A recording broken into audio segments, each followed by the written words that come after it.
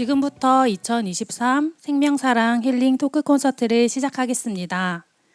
안녕하십니까. 저는 이번 행사의 사회를 맡은 부천시 자살예방센터 신민아입니다.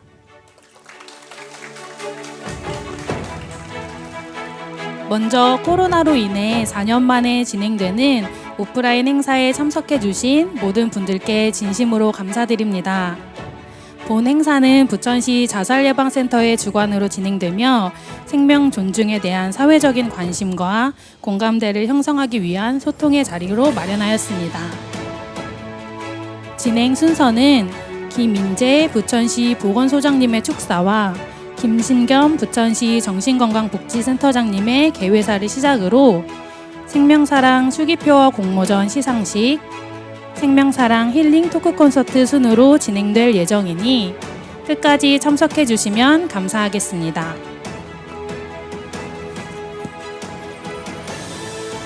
시작에 앞서 오늘 이 자리를 빛내기 위해 귀한 걸음을 해주신 내빈 소개가 있겠습니다. 소개할 때마다 큰 박수 부탁드립니다. 부천시 보건소 김인재 소장님 참석하셨습니다.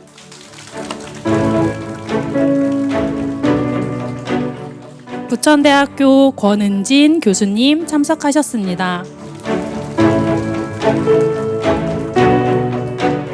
이 밖에도 여러 기관 관계자분들과 많은 시민분들이 참석해 주셨습니다. 다음으로 국민 의례가 있겠습니다. 모두 자리에서 일어나 정면에 국기를 향해 주시기 바랍니다. 국기에 대하여 경례.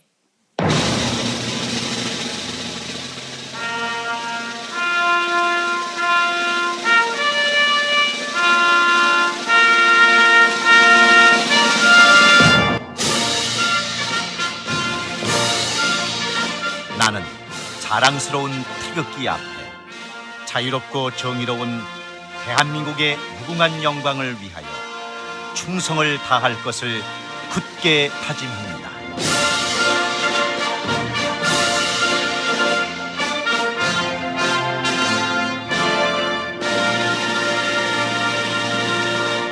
바로 애국가 제창은 생략하도록 하겠습니다. 모두 자리에 앉아주시기 바랍니다. 이어서 부천 시민의 건강과 안전을 위해 힘쓰고 계신 김인재 부천시 보건소장님의 축사가 있겠습니다. 큰 박수로 맞아주시기 바랍니다.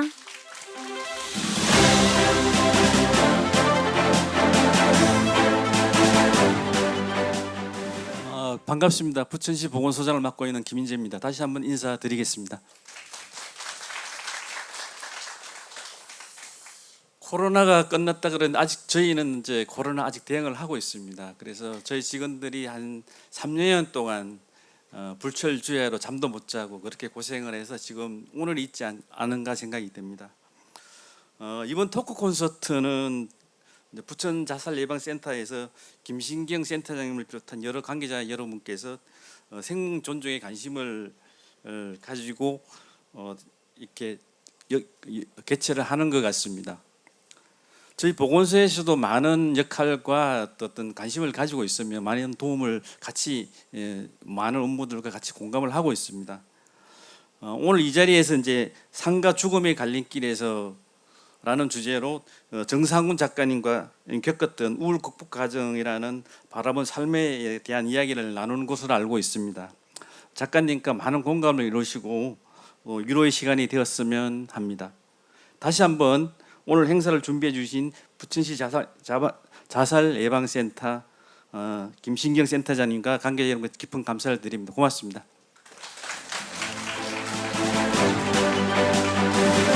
바쁘신 일정에도 자리해 주신 김인재 보건소장님 감사합니다. 다음으로 부천시 정신건강복지센터 김신겸 센터장님의 개회사가 있겠습니다. 큰 박수로 맞아주시기 바랍니다.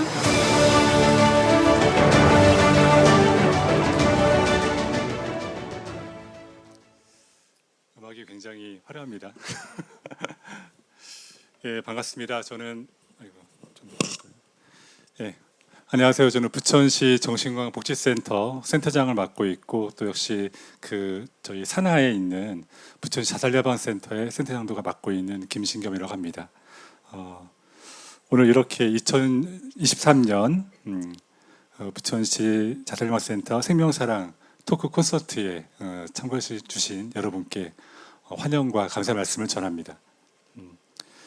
지난 3년간은 저희가 비대면으로 행사를 진행했었는데 올해 이렇게 드디어 대면으로 또 이렇게 좋은 자리에서 맞이하게 된 것에 굉장히 감사드리고 영광으로 생각을 합니다. 굉장히 바쁜 일정에도 저희 센터의 사업에 관심을 가져주신 부천 시민 여러분, 그리고 오늘 또 인사 주신 부천시 보건소의 우리 김인재 소장님, 그리고 건강도시과의 우리 원민 과장님 정말 감사드리고요. 특히 또 한 번은 더 감사드리자면은 항상 청년 정신건강, 아마 부천대학교 학생들에 대한 관심과 사랑을 가지고 또 저희 부천시 정신건강복지센터의 운영위원으로도 늘 지지해 주시고 오늘 또 이런 행사를 할 수 있도록 마련해 주신 우리 권은진 교수님께 특히 감사의 말씀을 전하고 싶습니다.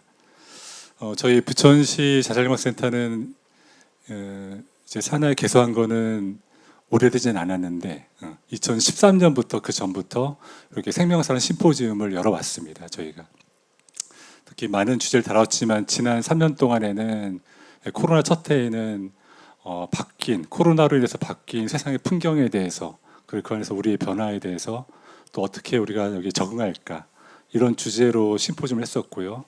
또 코로나가 한참일 때에는 청년 자살, 청년 우울증 이런 것도 굉장히 좀 높아진 시기였습니다. 그래서 2년 동안은 청년 자살에 대해서 저희가 심포지움을 열었습니다. 그래서 기존의 심포지움은 우리 청년 자살의 현황이 어떠한지 또 전문가 말씀해 주시고 그 가운데 어떤 직업 취업 문제라든가 실업 문제, 그리고 다른 우울증, 또 일상에서 겪는 어려움들을 어떻게 극복할 것인가 하는 문제로 여론을 보시고 이제 진행을 했었는데요. 올해는 좀 다르게 저희가 진행을 해보고 싶었습니다. 그래서 어떤 문제가 있고 그 원인이 뭔지 보고 해결하는 것이 아니라 조금 더 이 시대를 살아가는 우리한테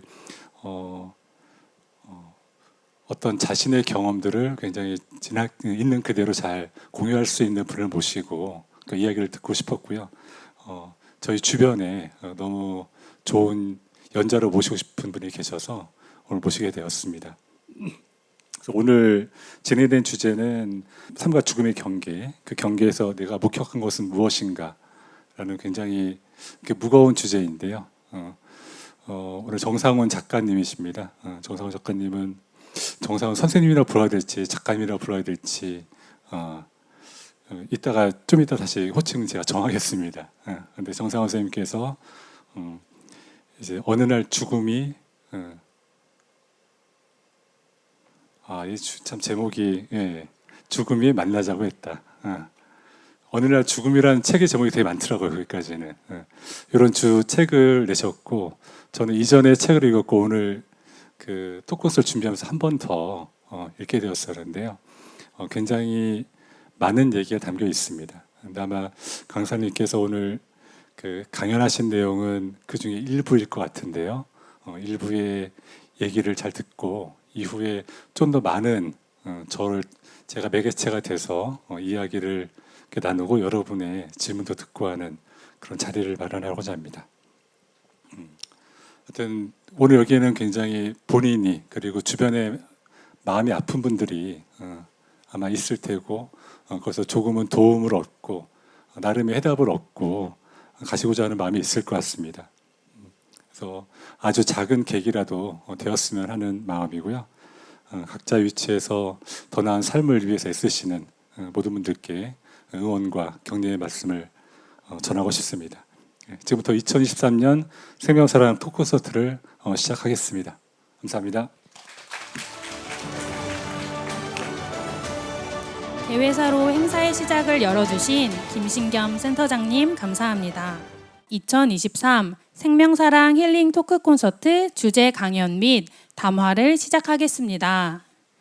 이번 토크 콘서트 강연을 맡아주실 정상훈 작가님은 서울대학교 의과대학을 졸업하였고 국경 없는 의사회 구호 활동가로서 아르메니아, 레바논, 시에라리온에 머물며 긴급 구호 활동을 하였습니다.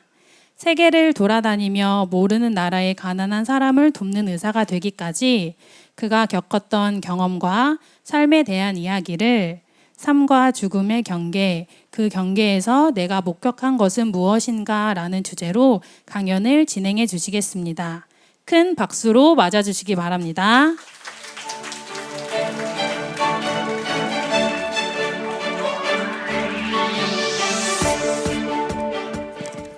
반갑습니다. 소개받은 정상훈입니다.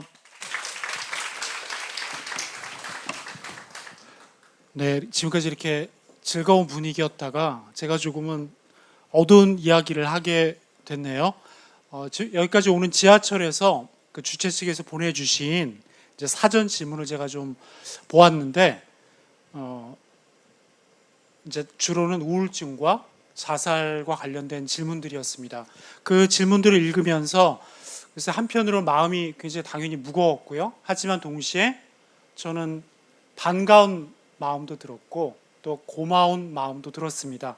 왜냐하면 저 역시 우울증 생존자이고요. 또 여전히 아마 제가 죽는 순간까지 우울증을 동반자로서 함께 가야 할 사람이기도 하기 때문입니다. 그래서 마음이 아프신 분들, 혹은 마음이 아파서 죽음까지 생각하셨던 분들, 혹은 마음이 아파서 죽음까지 생각했던 분을 가족 또는 친구로 가지고 계신 분들이 이 자리에 계시고 제가 오늘 뵐 수 있겠구나 그런 생각을 하니까 무거우면서도 반갑기도 하고 또 고맙다는 마음이 동시에 들었습니다. 제가 삶과 죽음의 경계에서 목격한 것은 무엇일까요? 네, 지금부터 여러분과 나눠보겠습니다. 네, 제가 소개받은 대로 저는 서울대학교 의과대학을 졸업하고 31살에 의사단체, 의사들끼리 이제 세상을 바꿔보자, 우리나라 의료 제도를 바꿔보자, 이렇게 의사단체를 창립을 하고 제가 대표가 되었습니다. 시쳇말로 잘 나갔을 때죠. 네, 그래서 제가 4대 일간지, 이름만 되면 여러분들 다 아실 만한 4대 일간지 사회면에 한 면을 장식하고 했습니다. 젊은 의사가 이렇게 나섰다 이러면서 이렇게. 그게 이제 제가 31살 때였는데요. 바로 몇 년 후에 제가 우울증을 앓게 됩니다. 이 이야기는 제가 이제 몇 년 후에 그 초등학교 동창이었어요. 그 친구는 평범한 직장을 다니는 친구였는데 이제 술 먹으면서 제가 하소연을 했죠. 저의 고통을, 내 마음이 아프다, 내가 우울증을 앓고 있는 것 같다, 힘들다 이런 얘기를 했는데 이 친구가 저한테 그러더라고요. 야, 너 같은 애가 우울하면 도대체 우리 같은 사람은 어떻게 살라는 거야? 너 서울대 나온 의사잖아. 나는 평범한 직장인이고 네가 우울하다고? 사실은 이제 우울증에 대한 이런 편견은 굉장히 흔합니다. 그냥 우울한 감정과 우울증을 많이들 오해하시죠. 사실은 저는 이제 제가 매우 삐졌고요 그날. 그래서 이 동창을 몇 년을 제가 안 만났습니다. 네. 그러고서 물론 제가 치료를 받고 나중에 이제 화해를 했는데요. 거리를 걷던 어느 날 그렇게 제가 계속 사실은 이제 뭔가 고통스러웠지만 제가 정확히 어떤 상태인지 정확하게는 받아들이고 있지 못하던 어느 날이었습니다. 제가 귀에 이어폰을 꽂고 걷고 있었는데 이어폰에서 음악이 흘러나오고 있었어요. 네, 음악 좀 틀어주시겠어요?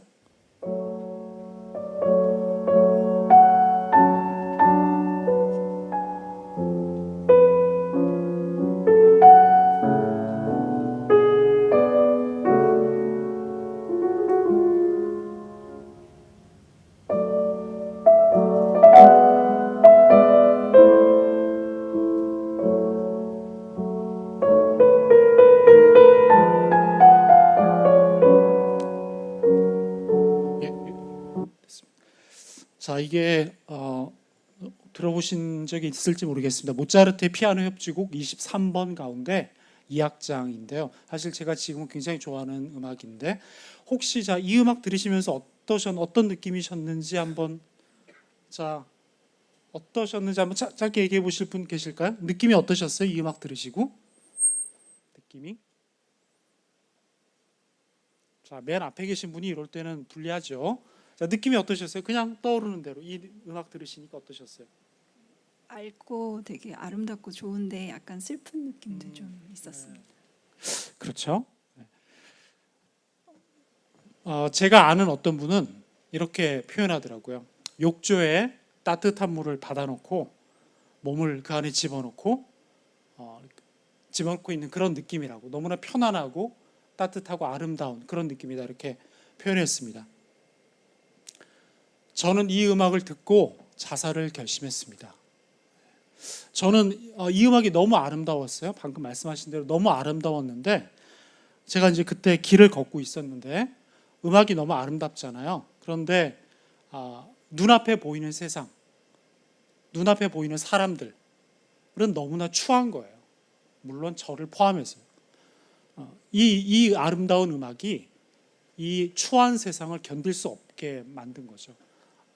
나는 죽어야겠다. 그 순간 결심을 했습니다. 아마 이런 순간을 경험하셨던 분이 이 자리에 계실지 모르겠습니다. 잊을 수는 없어요. 그 순간을. 이제 자꾸 그 순간을 떠올리게 되는데, 그리고 이제 자살에 사람이 죽을 수 있는 방법을 이렇게 떠올렸습니다. 구체적인 방법들을 떠올렸죠. 어떻게 죽어야 할까? 어떻게 죽으면 가장 덜 아프게 죽을까? 혹은 어떻게 죽으면 우리 가족들이 가장 슬퍼할까? 어떻게 죽으면 가장 내 시신이 덜 훼손될까? 이런 구체적인 상상들을 했습니다. 이거를 여러분들 자살 사고라고 하죠. 네. 그렇게 자살 사고를 구체적으로 했습니다. 그때 그 저의 정말 폭풍 같았던 그 감정 상태가 이 음악을 들으면 떠올라요. 지금도, 하지만 지금은 이제 굉장히 즐기는 음악이 되었는데 여전히. 그리고 바로 그때 저는 아마도 굉장히 운이 좋았습니다. 왜냐하면 저는 자살 사고가 이렇게 저를 지배했지만 그걸 실천에 옮기진 않았습니다. 왜냐하면 다행히 저는 의사였고 이런 자살 사고가 무엇인지 그때 이제 번뜩 깨달았어요. 제가 계속 부정하고 있었지만 자살 사고가 우울증의 굉장히 중요한 증상이라는 거. 내가 지금까지 부정하고 있었고 나는 나 스스로의 힘으로 나을 수 있다. 내가 뭔가 지금 약간 아프지만 내가 극복할 수 있다.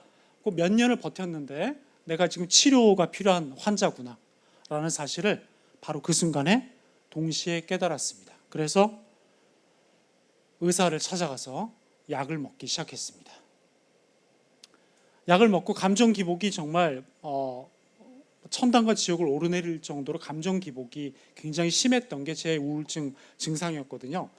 일을 막 미친 듯이 몰아서 막 하고요. 대표였기 때문에 일을 막 몰아서 직원들이 하나둘씩 그만뒀어요. 왜냐하면 막 일을 너무 많이 하니까 그 직원들이 하던 일을 제가 다 맡아서 합니다. 그렇게 일을 미친 듯이 하다가 또 한 달씩 칩거하고 이런 생활을 몇 년 전에 하다가 제가 이제 일까지 그만둔 건데 이런 감정 기복이 좋아졌어요. 약을 먹으니까 좋아졌죠. 하지만 여전히 하나의 질문이 저를 괴롭혔습니다. 내 삶은 살만한 가치가 있는가? 가치가 없다면 나는 왜 살지? 이런 질문이었습니다. 자, 오늘 제가 보여드릴 슬라이드 가운데 가장 아마 재미가 없고 어려울 수 있는데 제가 가장 또 좋아하는 책 중에 하나이기 때문에 제가 읽어드리겠습니다. 알베르 까뮈의 시지프 신화라는 책입니다. 아마 이 신화는 여러분들 잘 아시죠? 네, 시지프라는 이분이 신이죠. 신 중에 하나인데 굴러떨어지는 돌을 끊임없이 다시 산 정상으로 올려야 하는 그런 저주를 받은 신이죠. 네. 이 신화와 관련된 책인데요. 알베르 까뮈의 책인데 이렇게 시작합니다. 이 책이 참으로 진지한 철학적 문제는 오직 하나뿐이다. 그것은 바로 자살이다. 인생이 살만한 가치가 있느냐 없느냐를 판단하는 것이야말로 철학의 근본 문제에 답하는 것이다. 굉장히 무시무시하게 시작하는 책입니다. 사실 책 내용은 굉장히 어렵고요. 쉽지 않은 편이고 그래서 이렇게 시작하기 때문에 자살 예방 센터 입장에서는 뭔가 금서로 정해야 할 것 같지만 실제 내용은 전혀 그렇지는 않습니다. 네. 제가 이 시절에 이 책을 읽었고 이 질문이 머리에서 떠나지 않는 거예요. 네. 우울증 약을 먹고 살고는 있지만 하지만 나는 왜 살까? 이 질문에는 스스로 답하지 못하는 그런 시절이었습니다. 오늘도 제가 이제 지하철을 타고 왔죠. 저는 운전하는 걸 싫어해서 늘 지하철을 타는데 이 시절이었습니다. 이 시절에도 지하철에 앉아서 이렇게 사람들을 보는데 사람들이 막 떠들고 있더라고요. 요즘에는 사실은 떠드는 사람은 많지 않죠. 요즘에는 대부분 뭐라고 계시죠? 네, 대부분 이렇게 고개를 숙이고 핸드폰을 보고 계시죠. 요즘에는. 근데 이제 그 시절만 해도 거의 10여 년 전이기 때문에 그렇게 막 통화를 하거나 떠들고 있었습니다. 이제 저의 저를 향한 혐오가 제 앞에 앉아 계신 분들한테도 투사하는 거죠. 그런 걸 투사라고 하나요? 네, 그분들에게도 향하는 겁니다. 저분들은 도대체 왜 사는 걸까? 네, 그런 질문이었죠. 이 생각이 저를 매우 고통스럽게 했습니다. 그때 제가 이제 심리 상담을 시작하고 받고 있었거든요. 약도 먹고 좋아졌지만 여전히 괴로웠기 때문에 심리 상담을 받았는데 심리 상담사에게 제 이 생각을 털어놨어요. 이 생각이 너무 고통스럽다. 내가 머릿속으로 인간을 너무 혐오한다. 제가 아까 어떤 단체의 대표라고 말씀드렸죠. 저는 사회운동을 한다는 사람이었습니다. 과거에. 즉 세상을 더 좋게 바꾸겠다는 사람이었는데 그런 사람이 자신을 포함해서 인간을 혐오한다는 게 이게 여러분 말이 안 되잖아요. 네. 그러니까 이 생각이 저는 스스로 그 생각이 너무 고통스러운 거죠. 제가 그런 생각을 하면서도 그 생각이 저를 너무 고통스럽게 했습니다. 그러자 상담사께서 이렇게 말씀하시더라고요. 뭐라고 저한테 말씀해 주셨을까요? 참으로 많은 사람들이 정상훈님과 똑같은 생각을 하며 괴로워한답니다. 라고 얘기해 주셨습니다. 아마 저와 비슷한 경험을 하신 분들이 여기 계실지 모르겠어요. 나는 왜 이럴까?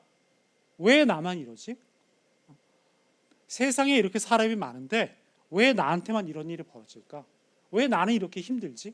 오늘 사전 질문 보내신 질문들도 보니까 24시간 너무 고통스러워 이런 질문들이 있더라고요. 나는 왜 이렇게 힘들까? 이런 질문을 그런 질문을 스스로에게 던지시는 분들 참 많을 줄 압니다. 저도 그랬으니까요. 그런데 때로는 고통스러워하지 마세요. 이런 답이 아니고요.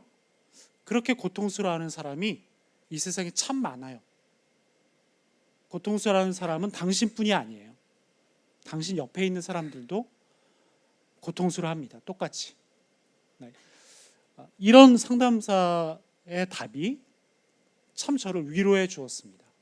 물론 이 한마디만은 아니었겠고요. 그 일련의 상담과 치료를 통해서 저는 많이 좋아졌던 것 같습니다.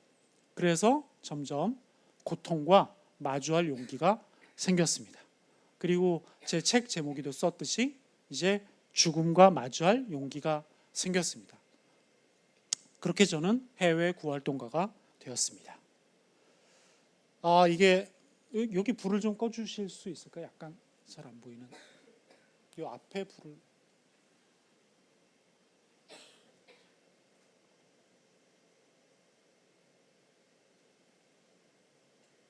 자, 제가 처음 갔던 활동지는 아르메니아라는 나라였습니다. 아마 여러분들 아르메니아가 어디 있을까 처음 들어보신 분들도 많을 것 같아요. 너무 네. 네, 여기만 어떻게 꺼주실 수 있을까 싶은데. 예, 감사합니다. 훨씬 잘 보이네요. 네, 아르메니아는 터키 여러분들 아시죠? 터키. 네, 터키와 중동 그 근처에 있는 나라예요. 아주 작고 소박하고 검소한 가난한 나라입니다. 여기 보시면 이게 아르메니아 정교회 성당이에요. 아르메니아는 저도 몰랐는데 인류 역사에서 최초로 기독교를 국교로 공인한 나라입니다. 여러분 로마가 기독교를 국교로 처음 공인한 줄 저도 알고 있었는데 그렇지 않아요. 로마보다 먼저 기독교를 받아들인 나라가 아르메니아입니다. 그만큼 자부심이 굉장히 강한 나라고요. 보시면 이게 바로 그 아르메니아 정교회 성당입니다.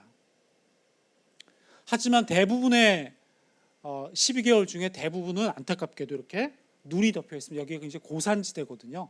그래서 제가 이거 찍은 사진인데 1년 내내 이렇게 눈이 덮여 있는 참 척박한 동네입니다. 아르메니아 하면 제가 잊을 수 없는 게 아르메니아 커피인데요. 여기 보시면 커피가 이렇게 생겼거든요. 에스프레소가 아닐까 생각하시겠지만 에스프레소하고는 굉장히 많이 다릅니다. 에스프레소는 기계로 이렇게 압력을 줘가지고 뽑는 거잖아요. 근데 아르메니아 커피는 그게 아니고 주전자에다가 물을 데워요. 그런 다음에 거기다 그냥 원두 가루를 붓습니다. 주전자에다가 그냥 원두 가루를 넣어요. 그러면 원두 가루는 물에 안 녹잖아요. 네. 그렇게 해서 물이 끓기 전에 그 주전자에 들어있는 커피를 저 잔에 따르는 거예요. 네. 그게 아르메니아 커피입니다. 당연히 여러분 짐작해 보시면 커피에 대한 지식이 조금 있는 분들이 생각해 보시면 아르메니아 커피는 카페인이 엄청 많습니다. 네. 그래서 요즘에 잘 이렇게 안 마시죠. 네. 네. 굉장히 독한 커피가 바로 아르메니아 커피라서 사실 그러다 보니까 이렇게 항상 굉장히 단 초콜릿과 함께 먹는데 초콜릿에도 카페인이 많기 때문에 굉장히 고카페인 조합이 이 아르메니아식 커피입니다. 네. 아르메니아에서 참 안타까운 환자들을 제가 많이 만났지만 오늘 여러분께 소개해드리고 싶은 환자는 바로 게보르그라는 환자입니다. 그는 50대 은퇴한 군인이었고요. 그가 다제네성 결핵. 시간 관계상 제가 이렇게 그냥 넘어가겠습니다. 다제네성 결핵은 여러분 아시죠? 그런데 다제내성, 즉 여러 항생제의 내성이 있는 한마디로 무시무시한 잘 낫지 않는 치료하기 굉장히 힘든 결핵이라고 이해하시면 좋겠습니다. 그런 다제네성 결핵에 진단받았을 때 안타깝게도 놀랍게도 이분은 이미 폐암 말기 상태였습니다.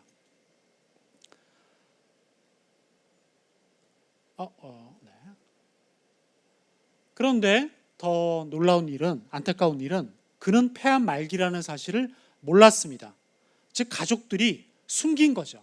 이게 21세기 우리나라에서는 상상이 안 가죠. 네, 이게 환자 의료 정보 이런 권리가 있기 때문에 지금은 환자에게 그걸 숨길 수가 없습니다. 숨기고 보호자에게만 얘기해 줄 수가 없죠 지금은. 그러나 제가 어릴 때만 하더라도 여러분 생각해 보세요. 연세 약간 있으신 저랑 비슷하신 40대 이상 분들은 어렸을 때 드라마를 생각해 보세요. 네, 가장이 위암에 걸렸습니다. 그러면 가족들이 우리 남편에게 얘기해 주지 마세요. 뭐 이런 그런 드라마들이 있었죠. 네, 바로 그런 우리나라 3, 40년 전처럼 아르메니아에서는 이때만 해도 암 환자들에게 그 사실을 안 알리는 일이 비일비재했습니다. 그러니까 이 게보르기는 자신의 폐암이 말기라는 사실을 몰랐고 씩씩한 게보르기는 치료받기를 원했습니다. 살기를 원했거든요. 게보르기는. 그래서 우리는 결핵 치료를 시작했습니다. 다행히 그의 결핵은 잘 나았습니다. 하지만 그의 암은 간, 골반, 척추 등의 여기저기 온몸에 전이 된 상태였습니다. 이제 얼마 살지 못하겠죠. 씩씩한 게보르그는 가끔 허리가 아프다며 결핵진료소에서 진통제를 타갔습니다. 그러던 어느 날 다급한 연락이 왔습니다. 자, 이게 게보르그의 엑스레이 사진은 아니고 이제 비슷한 사진을 제가 고른 건데요. 물론 대부분 의료인이 아니시겠지만 그런 분 여러분들이 보시더라도 어디가 이상한가요? 네, 이게 이쪽이 폐는 두 개잖아요.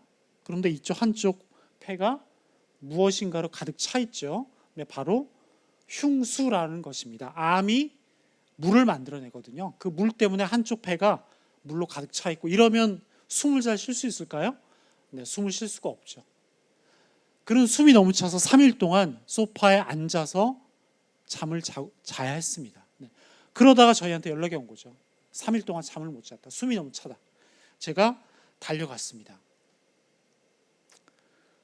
저는 당연히 알고 있었죠. 그의 폐암이 말기라는 사실을.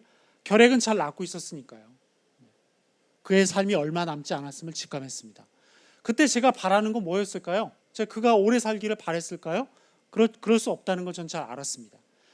제가 바라는 건 오직 단 하나, 그가 누워서 눈을 감는 것이었습니다. 침대에 누워서 눈 감는 것, 그것 하나뿐이었습니다.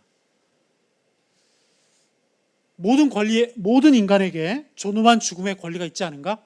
저는 그때부터 오로지 이것 하나만을 위해서 그야말로 미친 듯이 움직이기 시작했습니다.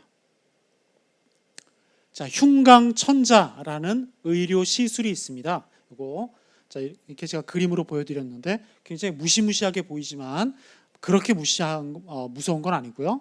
이렇게 바늘로 뒤에서 폐를 찔러서 폐에 가득 차 있는 물을 빼내는 거죠. 개보르그의 폐에 물이 차 있으니까 이렇게 물을 빼내면 어때요? 숨을 좀 편하게 쉴 수 있겠죠. 네, 이걸 흉강천자라고 부릅니다. 자, 이걸 한다면 그래도 얼마 동안이라도 단 며칠만이라도 개보르그가 숨을 편하게 쉴 수 있을 거야. 저는 이렇게 생각하고 아르메니아에서 알게 된 모든 병원에 연락을 돌리기 시작했습니다. 그러나 결핵 환자라서 받을 수 없다는 답변뿐이었습니다. 이거는 말도 안 되는 거였어요. 왜냐하면 개보르그의 결핵은 거의 낫고 있었거든요. 그냥 아르메니아 병원들이 책임을 지기 싫어서 거부하는 것일 뿐이었습니다.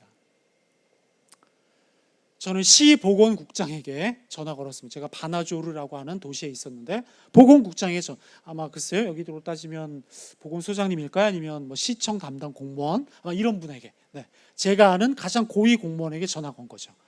정말 뭐 겁도 없던 시절이었는데요. 그렇게 제가 따지니까 그분이 압력을 넣은 거죠. 한 병원에게. 그래서 그 한 병원이 마지못해 구급차를 보내주기로 했습니다. 구급차가 도착하기까지 한 15분 정도 걸렸어요. 자, 그러자 개보르그가 그동안 이제 굉장히 바빴고 어수선했겠죠. 동아시아에서 온 손님이 왔는데도 뭐 전혀 손님 접대도 못 하고 있었는데 이제 좀 시간이 생겼잖아요. 개보르그가 아내와 딸에게 커피를 대접하라고, 아까 제가 말씀드렸죠. 바로 그 아르메니아식 커피를 대접하라고 시켰습니다. 그러자 아내와 딸이 저와 제가 이제 간호사와 통역과 운전기사 이렇게 여러 명이서 이제 함께 갔겠죠. 저에게 커피와 초콜릿을 내놓았습니다.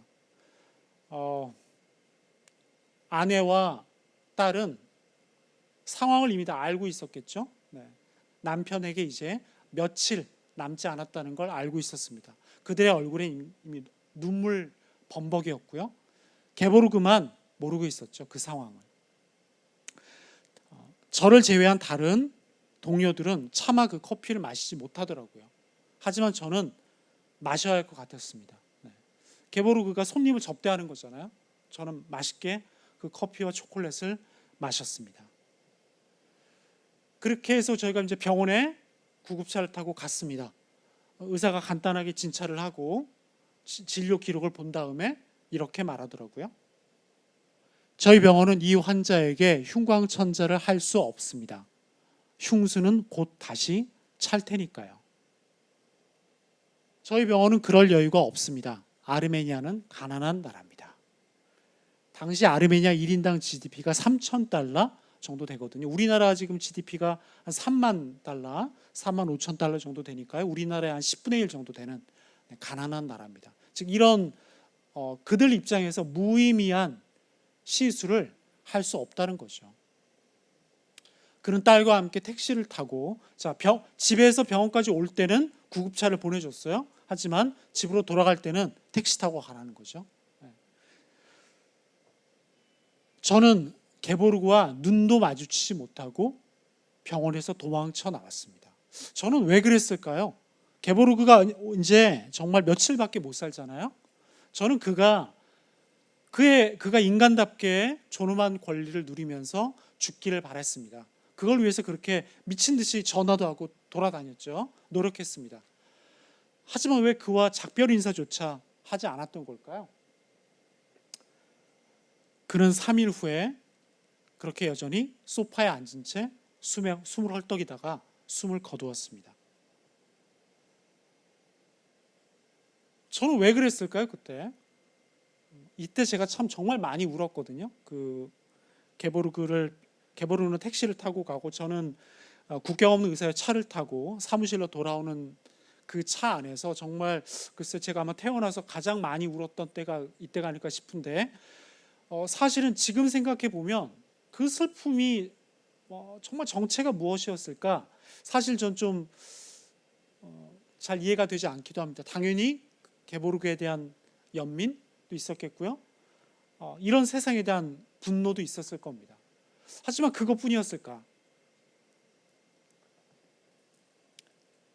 인간의 경계로 내몰린 그보다 모든 인간은 자리에 누워서 침대에 누워서 눈을 감을 권리가 있겠죠. 그런 권리조차 누리지 못한다면 게보르그는 과연 우리가 인간이라고 부를 수 있는 걸까요? 인간의 권리를 누리고 있는 걸까요? 그렇죠. 그런 인간의 경계에 내몰린 거죠. 그런데 그런 그보다 부끄러운 나, 그런 그를 돕지 못한 부끄러운 나에 대한 감정이 앞섰던 게 아닐까요? 나에 대한 부끄러움 때문에 차마 게보르그를 바라보지 못했던 거 아닐까요? 왜 나는 게보르그와 마지막 포옹조차 하지 못했던 걸까요? 네, 그 다음엔 제가 이제 레바논에서 일했고요. 그 다음 미션이 시에라리온이었습니다. 시에라리온은 아프리카에 있는 나라고요. 이제 소장님 말씀대로 우리가 이제 겨우 코로나에서 벗어난 것 같습니다. 네. 하지만 이 코로나 이전에 여러분 가장 악명 높았던 전염병은 바로 에볼라였습니다. 물론 그 중간에 메르스가 잠깐 있었죠. 우리나라로 따지면 메르스였지만 전 세계적으로는 에볼라가 가장 끔찍한 전염병이었죠. 그 에볼라 현장에 제가 갔습니다. 에볼라에 대해서는 잠깐 좀 설명을 드릴게요. 2014년 유행했고요. 그때 치명률이 90%였습니다. 90%라는 건 여러분 코로나 치명률이 얼마인 줄 아세요? 전 세계적으로 이렇게 몇 년간 공포에 떨게 만들었던 코로나 치명률 2% 정도입니다. 물론 코로나는 전염성이 너무 강했기 때문에 이렇게 많은 사람을 죽게 했기 때문에 다른 전염병이긴 합니다. 하지만 에볼라의 치명률은 90%입니다. 그러니까 걸리면 그냥 죽는 병이었어요. 침, 땀, 토사물, 소변, 대변, 혈액 등 체액을 통해 전파되고 국제구호단체의 개입으로 유행 후기에는 치명률이 40%로 많이 떨어졌습니다. 그러나 40%도 여전히 높죠. 안타깝게도 임산부와 5세 미만 어린이들의 치명률은 끝끝내 90% 이상이었습니다. 그래서 이 에볼라 현장에서 많은 구호활동가들이 트라우마를 입었어요. 아이들의 죽음을 너무 많이 봐야 했고요. 그래서 저 현장을 다녀온 모든 활동가들에게 국경 없는 의사회에서는 심리 상담을 의무적으로 받게 할 정도였습니다. 이 안타깝게도 시에라리온이라는 나라에 대해서는요 제가 추억이 없어요. 그럴 수밖에 없던 게 외출도 불가능했고 일체의 인간관계가 불가능했거든요. 유일한 추억이라는 게 바로 이겁니다. 이게 뭐 같으세요 여러분?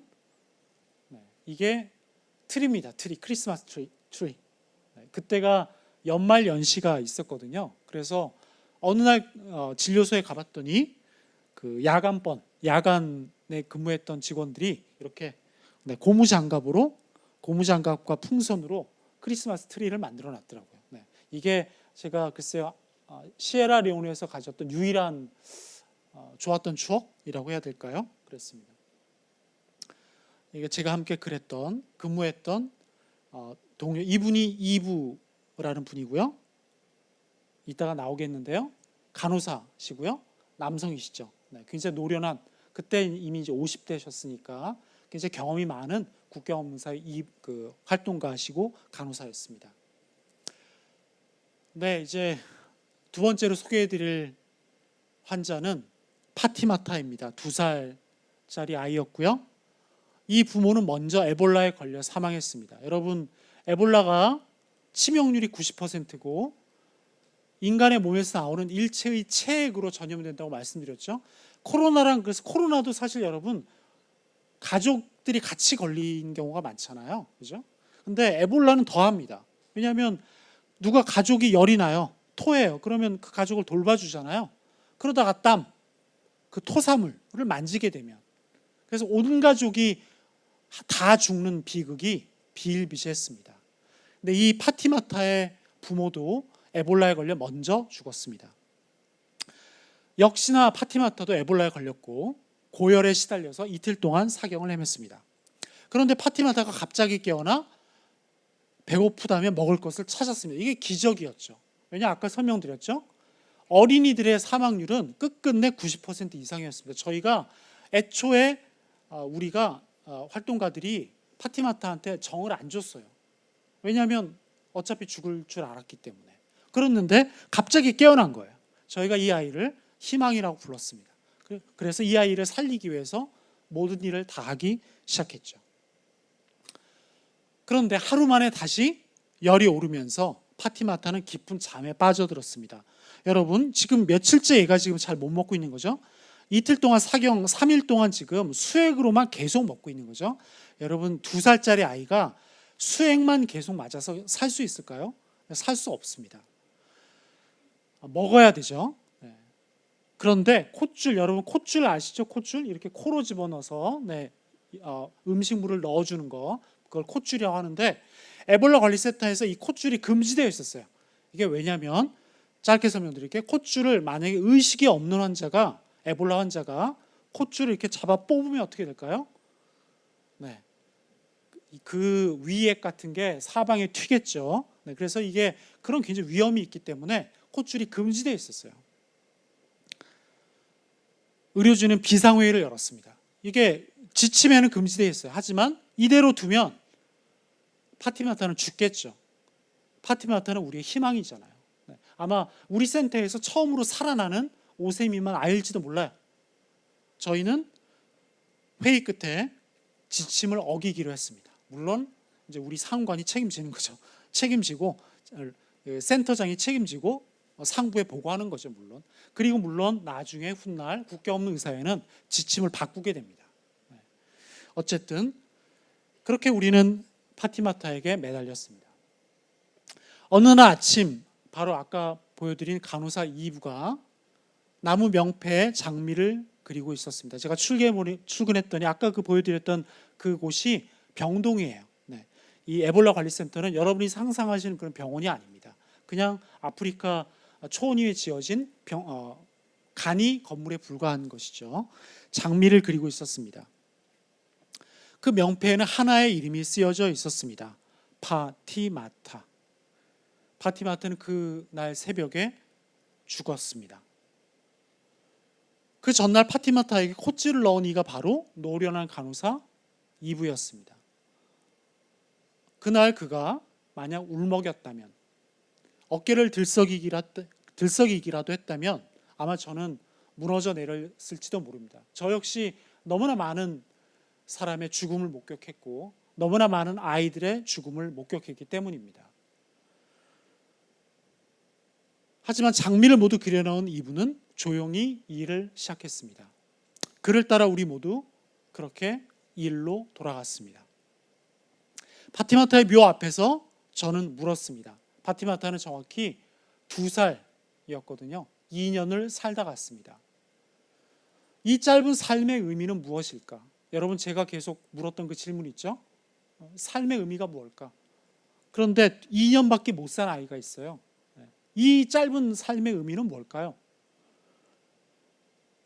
저는 다짐했습니다. 내가 파티마타로 살자. 그렇다 파티마타, 내 삶의 의미를 만드는 것은 내가 아니고 우리다. 저는 다시 물었습니다. 내가 아니라 왜 너인가? 이게 여러분 잘 이해가 가실지 모르겠어요. 저는 그때 왜 여기 누워있는 사람이 왜 내가 아니고 너일까? 이렇게 물었던 거예요. 나는 왜 한국인이고 너는 왜 시에라리온인인가? 나는 왜 의사고 너는 왜 환자인가? 나는 왜 남자고 너는 왜 여자인가? 나는 왜 어른이고 너는 왜 아이인가? 사실 우리는 이런 차이를 가지고 삽니다. 저는 정상훈이고 여러분들은 각자 이름이 있죠? 우리가 이것을 자아라고 부르죠. 여러분들 각자 다 개체성을 가지고 있다고 말하잖아요. 우리는 다 개개인으로 삽니다. 그리고 바로 그 개개인이기 때문에 우리는 고통스러워하죠. 나는 왜 이럴까? 왜 나에게 이렇게, 왜 이런 일이, 왜 이런 고통이 주어질까? 파티마타의 묘 앞에서 나는 견고했던 자의 경계가 무너지는 것을 느꼈다. 삶과 죽음의 경계에서 내가 목격한 것은 무엇인가? 나를 둘러싼 경계, 나를 향한 집착이었다. 그곳에서 내가 목격한 것은 무엇인가? 삶과 죽음의 경계, 그곳에서 내가 목격한 것은 무엇일까요? 그것은 갈라진 세계, 그것은 인간을 둘러싼 경계, 인간 되기를 향한 투쟁이었다. 부모와 함께 에볼라에 걸려서 죽은 파티마타. 여러분, 에볼라가 너무나 무서운 병이지만 비누로 깨끗한 물을 가지고 손을 씻었다면 그들은 죽지 않을 수 있었습니다. 여러분, 에볼라 코로나에 걸렸을 때 우리 보건복지부나 보건소, 우리 방역 당국에서 뭐라고 그랬죠? 네, 방을 따로 쓰세요 이렇게 말하죠, 그죠? 네, 그래서 저희 가족도 한 명이 코로나에 걸리면 방을 따로 썼거든요. 에볼라에서는 시에라리온에서는 온 가족이 에볼라에 걸려서 죽는 참극이 비일비재했다고 말씀드렸습니다. 왜일까요? 네, 따로 쓸 방이 없는 나라기 때문입니다. 다 한 방에서 살았거든요. 그리고 가족이 에볼라에 걸리면 그들을 돌봐야 했습니다. 토하고 설사하는 가족을요. 네. 그런 곳에 사는 사람들에게, 그런 곳에 사는 사람들이 저는 인간의 삶에 경계에 있다고 느꼈습니다. 저는 깨달았습니다. 어느덧 내 삶이 가치 있는지 묻기를 제가 멈추었다는 사실을. 그리고 깨달았습니다. 제가 던지는 질문이 바뀌었음을. 내 삶은 가치 있는가가 아니라 우리는 무엇을 위해서 사는가로 말입니다. 감사합니다. 예, 여러분 강연 잘 들으셨습니까? 예. 혹시 우리 정상훈 선생님이라고 하겠습니다. 지금도 이제 이제 진료를 하고 계시고요. 본직이 의사시고. 근데 제 강연을 듣다 보니까 저는 책을 좀 읽고 있었고 정상훈 선생님에 대해서 또 이제 개인적으로 알고 있는 부분도 있어서 굉장히 머릿속에 말씀하신 거 이외에도 많이 담아가면서 이야기를 들었는데요. 여러분은 약간 좀 어렵게 그런 과정이 저보다는 덜할 수도 있을 것 같아요. 혹시 책을 읽어보신 분 계십니까? 혹시 한번 손 들어주시겠어요? 예. 예. 유일하게 계셔서 뭔가 상을 드리고 싶네요.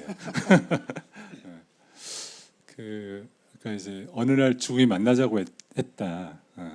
이야기는 이제 정상훈 선생님께서 우울증을 앓고 죽음에 대해 생각을 하고 또 치료를 통해서 어느 정도 회복은 했지만 계속 남았던 질문이 있었고 그 질문을 찾아서 직접 죽음의 현장에서 맞닥뜨렸던 그런 경험들입니다. 경험을 담고 있고 또 사실은 한편으로 정상훈 선생님이 나라면 저런 이야기를 할 수 있을까 하는 잘하면서의 여러 가지 이야기들 많이 담겨 있어요. 마치 자기의 고백과 같은 내용들도 많이 들어 있고요. 그래서 그 많은 부분들을 오늘 이 자리에서 다 공유할 수 없어서 굉장히 좀 아쉬운 마음이 듭니다. 그래서 여러분들 혹시나 그 책을 읽으시면 굉장히 많은 이야기가 담겨 있거든요. 그 이야기들도 접할 수 있고 사람이 어떻게 마음의 흐름이 이렇게 가는가를 알 수 있어서 꼭 읽어보시기 바라고 만약에 동네 도서관에서 빌려보셔도 됩니다. 그러죠? 네. 물론입니다. 네. 예. 저는 책을 사서 먼저 봤었고요. 그 다음에 두 번째는 보니까 오디오북이 있더라고요. 오디오북을. 그래서 정상훈 선생님께 좀이라도 인쇄를 안겨드리고 싶어서 오디오북도 구매를 해서 좀 봤습니다. 그래서 운전하면서 듣고 갔었는데요. 어떤 제가 좋아하는 그 여성학자께서 그러시더라고요. 본인이 책을 하나 소개하면은 많은 사람들이 이게 사나 봐요. 사서 보는데 그래서 갑자기 교보문고의 그 순위가 올라가고 이런다고 하는데 책을 사는 것보다 도서관에 그 책을 주문을 요청하면 더 많은 사람들이 읽을 수 있다고 합니다. 그래서 아마 주변에 도서관이 없다면은 요청하시면서 서두가 좀 길었는데 여러분들이 그 정상훈 선생님 책을 많이 오늘 들으신 걸 계기로 읽어보시면은 보시고 오늘의 앞으로 나눌 얘기들을 가져가서 보신다면 되게 좋을 것 같다는 생각이 들었습니다. 먼저 사전에 여러 가지 질문들을 주셨는데요. 제가 질문들을 오늘 어떻게 드릴까 하다가 이 책은 사실 우울증 환자의 기록이기도 하지만 또 하나 그냥 한 정상이라는 인간이 겪었던 그 얘기이기도 하고 또 특별하게 구호 현장, 국경 없는 의사회라는 구호 현장에서 겪었던 또 특별한 이야기이기도 합니다. 그래서 이 이야기를 어떻게 좀 같이 담아낼까라는 생각이 들었는데 다행히 좀 우울증과 자살 이쪽에 중심을 둬야 되지 않나 그런 생각을 했었는데 다행히 질문에서 국경 의사에 대해서 또 진로 선택에 관한 얘기를 궁금해하셨어요. 첫 번째 질문을 드리겠습니다. 의대를 졸업하시고 보통 의사의 길이 아닌 조금은 다른 길을 선택하신 데 이유가 있는지 궁금합니다. 지금의 청년들에게도 진로 선택과 관련돼서 조언을 부탁드립니다. 라고 40대 여성분께서 올려주셨습니다. 네, 그 뒤에도 제가 왜 이런 길을 선택했는지 또 진로와 관련된 질문이 이렇게 좀 겹쳐서 제가 이렇게 좀 묶어서 답변을 드려보도록 하겠습니다. 제가 이제 의사가 되었지만 왜 도대체 국경 없는 의사활동가가 되기로 했을까? 이거는 책을 보시면 조금 더 나오는데요. 제가 짧게 설명을 드려볼게요. 이제 우울증과도 관련이 있거든요. 여기 질문에도 그런 이야기가 있어요. 매일 또 하루 종일 컴퓨터나 핸드폰만 보고 살아요. 이거 어떻게 이런 삶에서 벗어나야 할까요? 그러니까 괴롭죠. 저도 그 충분 너무 공감이 됩니다. 왜냐하면 제가 맡은 아까 그 단체 대표를 하다가 이제 제가 그만두게 됐어요. 그러니까 도저히 더 이상 할 수가 없는 상황에 다다른 거죠. 그래서 그냥 잠적을 했습니다. 사퇴한 것도 아니고 그냥 어느 날 잠적했습니다. 그렇게 잠적을 하고 제가 한 4개월 정도로 집 밖을 안 나갔어요. 그러고도 뭐 치료는 당연히 안 받은 거고요. 그때부터 치료를 받기까지가 한 3년이 걸렸어요. 설명드린 대로 내가 정말 우울증이구나, 난 치료가 필요하다, 이걸 인정하기까지, 심지어 의사인 제가 인정하기까지 3년이 걸렸는데 어쨌든 그렇게 이제 제가 그만두고 칩거를 한 4개월을 했는데 제가 뭘 했겠어요? 그러면 저는 계속 컴퓨터만 했습니다. 그때 이제 제가 했던 컴퓨터가 스타크 땡땡이라고 다 아시는, 네. 요즘이라면 롤 뭐 이런 걸 했겠지만 그때는 스마트폰이 그렇지 않았기 때문에 할 수 있는 게 컴퓨터밖에 없었어요. 그런데 그러면 그게 그렇게 즐거웠냐? 아마 여러분 공감하시는, 글쎄 우울증 겪으신 분은 아시겠지만 그런 저 자신이 너무 싫죠. 너무 혐오스럽습니다. 하루를 지내고 나면 너무 끔찍해요. 왜냐하면 가족이, 제 처가 그때 아이가 어렸는데 아이를 깨워가지고 어린이집에 보내고 출근하고 이렇게 할 때까지 계속 자다가 한 11시에 깨서 뭘 먹고 컴퓨터 하루 종일 하다가 또 뭐 그러다가 저는 새벽 서너 시에 자는 이런 생활의 반복이거든요. 너무 괴로웠습니다. 너무 괴롭지만 어떻게 바꿀 수는 없죠. 그 생활을 한 4달을 하다가 뭔가를 좀 계기가 필요하겠다. 더 이상 이렇게 살고 싶진 않다. 어떻게 할까 하다가 아침에 좀 일찍 일어나 보자. 근데 이제 의욕이 없는 사람이 어떻게 아침에 일찍 일어나겠어요. 그러니 막 고민을 하다가 이렇게 막 이제 할 줄 아는 건 인터넷밖에 없잖아요. 그래서 인터넷으로 검색을 해봤더니 아침에 일찍 하는 게 영어학원이더라고요. 그래서 영어학원에 등록을 했습니다. 영어학원에 6시, 그것도 제일 일찍 하는 시간대 6시. 그래서 6시 학원에 나가기 시작했어요. 많은 직장인들에게 6시 학원은 굉장히 힘들어요. 왜냐하면 그분들은 학원에 나갔다가 출근을 해야 되잖아요. 저는 그렇지 않습니다. 저는 6시 학원을 나간 다음에 집에 돌아와서 다시 자거나 쉬면 되거든요. 자진 않았습니다, 물론. 그렇게 영어학원을 1년을 다녔습니다. 영어학원에서 1등 했어요, 제가. 죄송해요, 물론. 하지만 이제 그럴 수 있었던 게 저는 영어학원이 일이었거든요. 유일하게 하는 일이 영어학원밖에 없는 거예요. 네. 다른 직장인들이야 힘들지만 저는 일을 하셔야 되지만 저는 아침 6시에 가서 영어학원 가고 집에 와서 계속 하루 종일 컴퓨터 하다가 심심하면 영어학원 숙제를 하는 거죠. 잠깐. 네. 그렇게 해서 1년쯤 다니니까 영어를 할 줄 알게 된 거예요. 저는 원래 영어를 말은 못했거든요. 회화는. 네. 그렇게 영어를 하고 났더니 이제 그리고 이제 이 말씀드렸던 그런 과정을 통해서 제가 좀 많이 좋아졌죠. 그렇게 해서 이제 노는 의사가 된 거죠. 네, 직업이 없는 노는 의사인데 내가 영어를 할 줄 아네? 그러면 내가 노는 의사인데 영어를 할 줄 알면 내가 뭘 할 수 있지 하고 보니까 그게 국경없는 의사이더라고요. 네. 그래서 사실은 굉장히 우연한 계기에 저는 국경없는 의사 활동을 하게 되었습니다. 네. 사실 이제 그래서 이게 이제 진로 얘기를 제가 엮어서 말씀드리면 자신의 진로에 대해서 너무 무겁게만 받아들이지 않았으면 좋겠어요. 사실은 삶이 굉장히 길고요. 제가 그러니까 구호활동가가 된 게 40살쯤 돼요. 그러니까 굉장히 늦게 선택한 거죠. 그리고 책을 쓰게 된 것도 거의 40대 후반이에요. 그때부터 지금까지 그러니까 제가 한 이제 3권쯤, 4권째 책을 이제 지금 뭐 공저까지 합쳐 쓰고 있는데 그런 작가라는 또 하나의 글쎄요. 뭐 직업 아닌 직업이 추가된 것도 40대 후반이죠. 그러니까 사실 저는 100세 시대에 진로는 훨씬 이제 조금 덜 무겁게, 조금 더 길게 이제 볼 필요가 있다고 생각합니다. 그래서 오히려 좀 더 여러 가지 가벼운 계기로 다양한 걸 경험해 보는 것도 좋겠다. 네, 진로를 무겁게만 받아들이지 말고 다양하게 좀 경험해 보는 게 어떨까 싶습니다. 정상훈 선생님이 이제 늦은 진로가 이제 해외 그 활동가셨어요. 그래서 뭐 책에서 자세히 나와 있지만은 이제 아르메니아, 뭐 레바논, 그 다음에 스에라리온. 얼마 전에 이제 수단에서 근무를 하시고 이제 돌아오셨죠. 네. 수단 얘기도 참 궁금한데 많이 듣지를 못했습니다. 근데 참 이게 생명이 죽고 산 현장에 많이 다녀오셨었는데 아까 오늘 얘기에서는 좀 국경의사의 어떤 체계라든가 거기서 일하시면서 한계들도 아마 여러 가지 있었는데 그 책에 보면 정상훈 선생님이 그 룰을 굉장히 잘 깨는 사람입니다.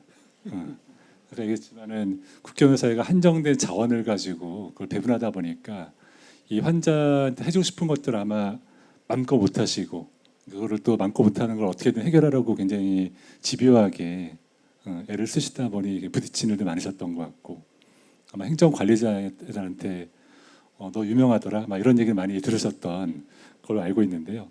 아무튼 그 실제 일을 하면서 그래도 보람도 있고 인생에 많은 경험도 됐지만 기대했던 거와 좀 달랐던 점, 그래서 좀 어려웠던 점, 고충이 있었다면은 좀 말씀 부탁드립니다.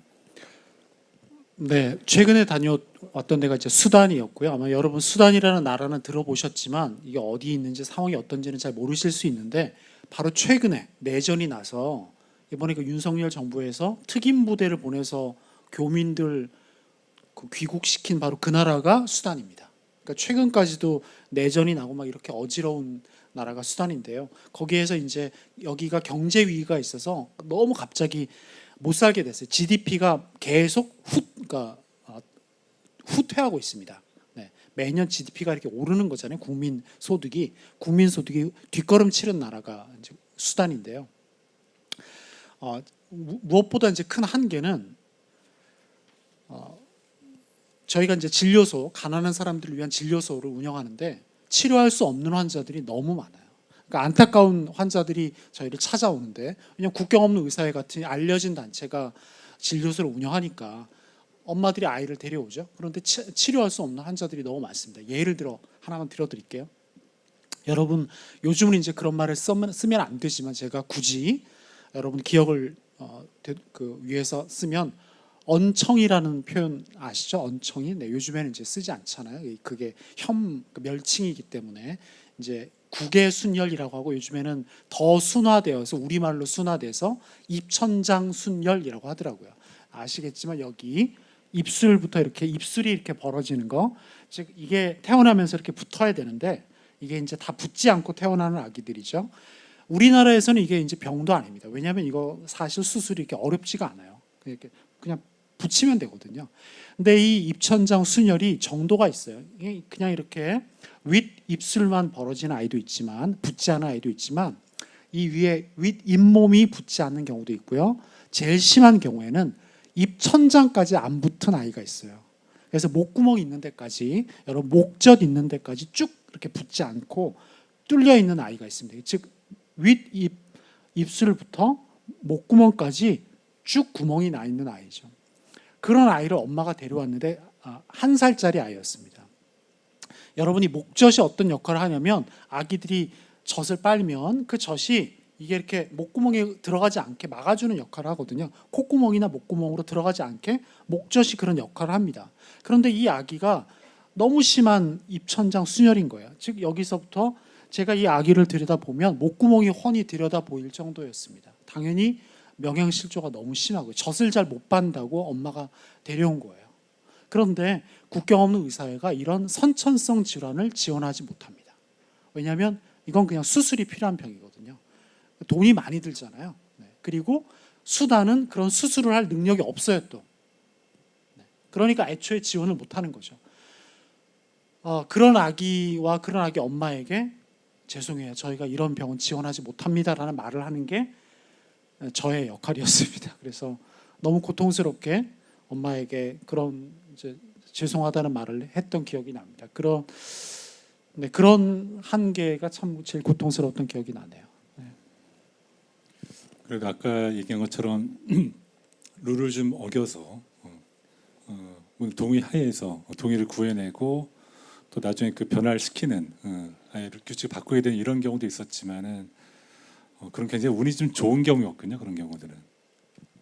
그거는 이제 제가 첫 번째 미션이었기 때문에 그랬고요. 아르메니아가 저의 첫 번째 미션이었는데 사실 그 다음으로 갈수록 저도 굉장히 이제 체제 순화가 되어서 뭐 저도 나름 이제 좀 경력이 있는 이제 활동가가 되었기 때문에 지금은 이제 함부로 그걸 어기지는 않고요. 네. 왜냐하면 한 단체가 하나의 프로젝트에서 가질 수밖에 없는 한계를 이제 잘 이해하게 되었죠. 네. 그래서 오히려 그걸 어기기보다는 더 열심히 이제 제가 이렇게 한국에 있는 동안 이런 활동을 열심히 하고 더 많이 관심 가져주세요. 더 많이 기부도 하시고 세계의 가난한 어린이들, 세계 가난한 이들에게 가난한 이들을 도와주세요.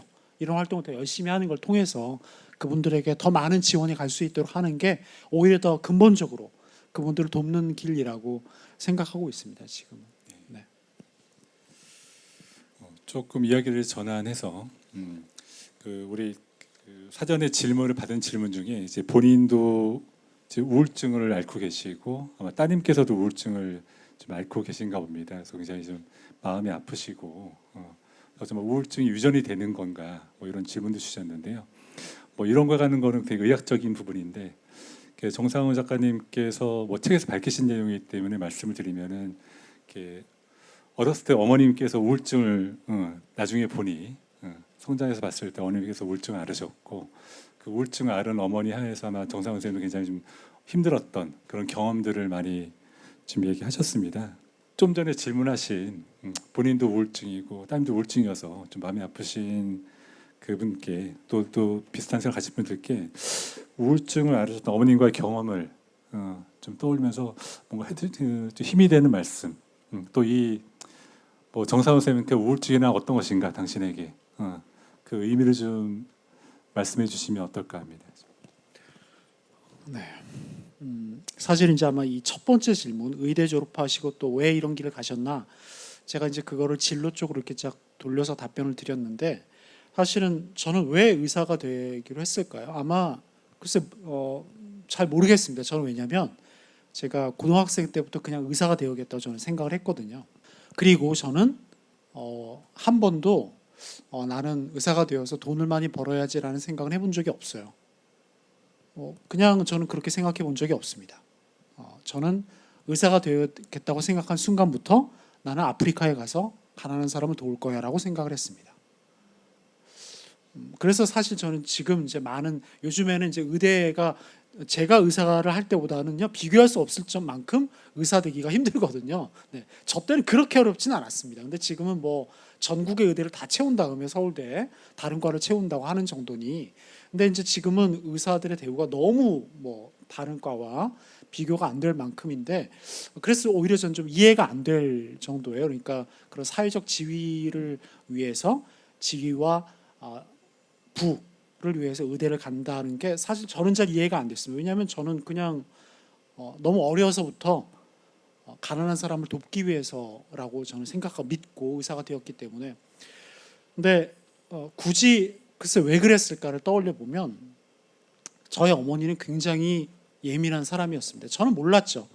이제 저희 책에다 있는 내용이라서 말씀드리면 저희 부모님이 결국은 이혼하셨는데 저희 아버지도 글쎄요 경상도 출신의 평범한 대한민국 남성이셨으니 당연히 어머니를 전혀 이해하지 못했습니다. 네.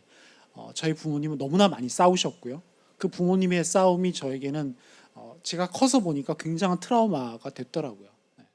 지금 와서 보니까 저희 어머니는 굉장히 우울증이 심한 분이었고 다른 타인의 자그마한 말 한마디에 굉장히 상처받고 감정 기복도 너무 심해지고 쉽게 무기력해지고 우울해하고 힘들어하고 밥하는 것도 힘들어하고 근데 그런 모습을 아버지는 또 보기 싫어했죠. 그래서 또 잔소리를 하면 그게 또 악순환이 되고 또 부부싸움을 하시고 이제 이런 생활을 어릴 때 제가 지켜봤죠. 글쎄요 이제 그런 기질을 글쎄요 정신과 선생님께서 좀 답변을 정리해 주셔야 될 것 같지만 저는 이제 제가 알기로는 우울증이 유전병은 아니라고 알고 있습니다. 하지만 유전적 소인은 가지고 있는 거죠. 즉 제가 다른 사람보다 우울증에 걸릴 위험성이 좀 더 높은 건 사실이겠죠. 그런데다가 그런 환경에서 또 자랐으니까요. 네. 사실 그래서 제가 우울증에 제가 걸리기 전까지 저는 어머니를 이해하지 못했습니다. 고백하건대 저는 어머니를 혐오했고요.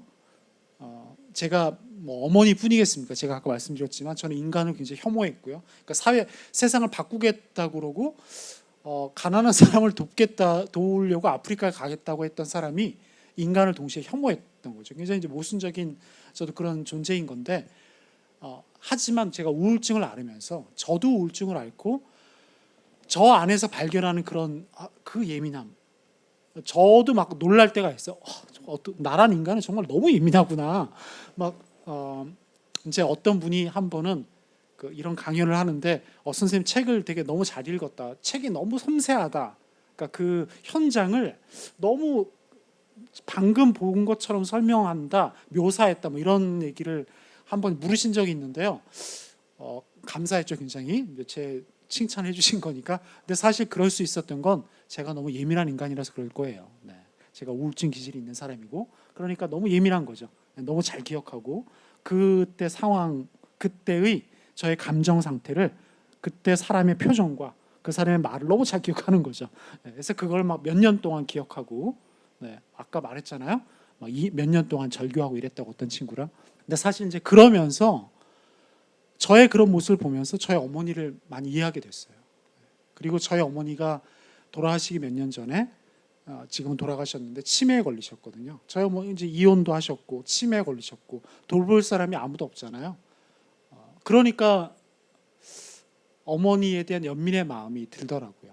그래서 마지막 몇 년을 제가 어머니랑 좀 같이 시간을 보냈던 것 같습니다. 그런 점에서는 제가 아까 글쎄요 이게 자살 예방센터의 행사이기 때문에 제가 그냥 입 발린 소리로 우울증이 저의 동반자라고 드린 말씀은 아니고 아마 저는 우울증이 아니었다면 저의 삶은 굉장히 끝끝내 굉장히 모순되고 교만했을지도 모르겠어요. 그리고 저의 어머니를 이해하지 못한 채 저 역시 죽었을지도 모르겠습니다. 하지만 우울증이 있었기에 타인의 아픔을 진정으로 이해할 수 있는 기회가 될 수도 있다. 아까 따님과 어머니가 아프셨다고 했는데 아마 저와 저희 어머니의 관계 같으실지도 모르겠어요. 그런데 아마 굉장히 힘드시겠지만 우울증이 두 분이 서로 좀 더 깊게 이해하는 계기가 될 수도 있다고 저는 감히 말씀드리겠습니다. 오늘은 뭐 이제 제가 정신과 전문이긴 하지만 의학적인 소견을 말씀드리는 것보다는 이제 정상원 선생님이 그 경험에서 나온 얘기를 좀 이렇게 듣고자 해서 이 질문을 이제 다음으로 또 여러 질문들이 있어서 넘어가 보겠습니다. 다른 질문 중에 이제 우울증이라는 힘든 시간을 겪으시면서 그 슬픔으로부터 벗어날게 해줬던 특별한 무언가가 있는지 질문하고 싶습니다라는 얘기가 있었고요. 또 이렇게 또 뭔가 이런 우울증 극복하고 해나가는 과정에서 이제 전문가와 일반인의 차이도 있을까 이런 질문도 있었고요. 그래서 제가 이 얘기를 담아서 좀 다르게 좀 여쭤보고 싶습니다. 아마 책에서 보면은 한 사람 개인의 삶을 결정짓는 요소가 그 사람이 아마 어디서 태어나는가인 것 같다라는 얘기를 하셨는데 저도 그런 이제 어떤 유명 저자로부터 그런 얘기를 들었었는데 뭐 이렇게 단적으로 얘기하시더라고요. 한 사람의 인생을 결정짓는 게 태어난 나라, 도시가 한 50%를 차지하고 그리고 그 사람의 그 자란 환경이죠. 부모님이 어떠한가. 그리고 그 사람이 뭐 생물학적 유전적으로 얼마나 좋은 자원을 가지고 있는가 이런 것들이 많은 것을 차지한다. 근데 정상화 선생님께서는 제가 많은 그 환자분들을 좀 보지만은 이렇게 현재 뭐 완전한 극복이라고는 할 수는 없겠지만 그 어려웠던 시기들을 점차 극복해 나가는 또 이겨내고 나름대로 답을 찾고 이제 책을 내시고 오늘 이렇게 강연도 해주셨는데 본인이 이렇게까지 그래도 여기 이를 수 있었던 그런 본인의 자원 요인 이런 거는 좀 어떤 게 있었을까요?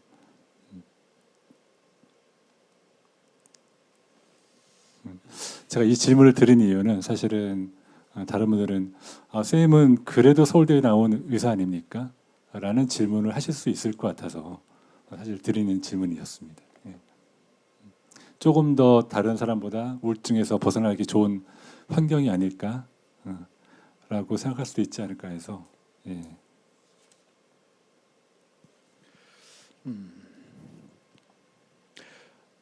제 삶을 되돌아보니까 그건 아닌 것 같아요. 네, 확실히. 네. 왜냐하면 글쎄요,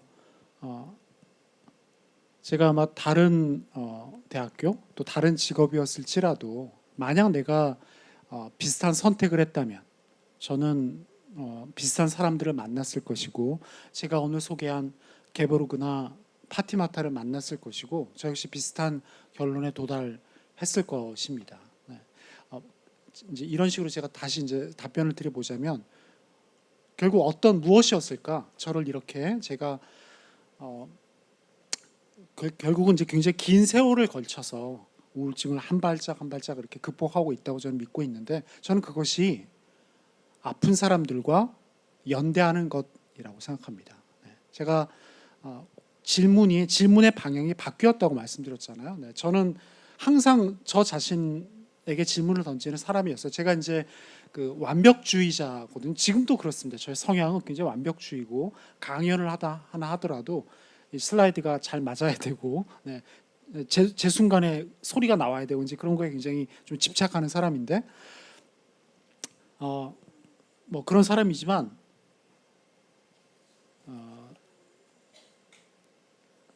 이 사람들과의 만남을 통해서 저의 이런 성향, 즉 끊임없이 저에게 내가 지금 잘하고 있는가 이런 질문이 이게 바뀌었다는 거죠. 네.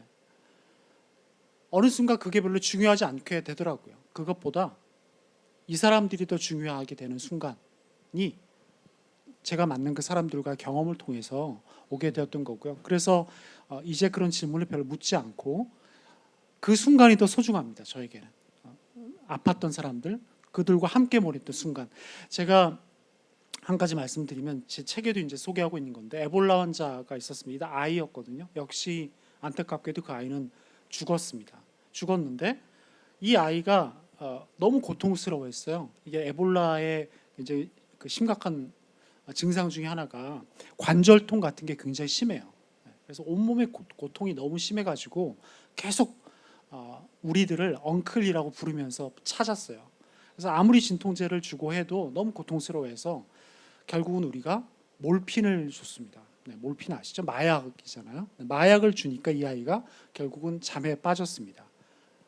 그날 새벽에 제가 그 아이 옆에 가가지고 손을 잡아줬던 기억이 나는데 그러고서 그날 새벽에 이 아이는 죽었죠.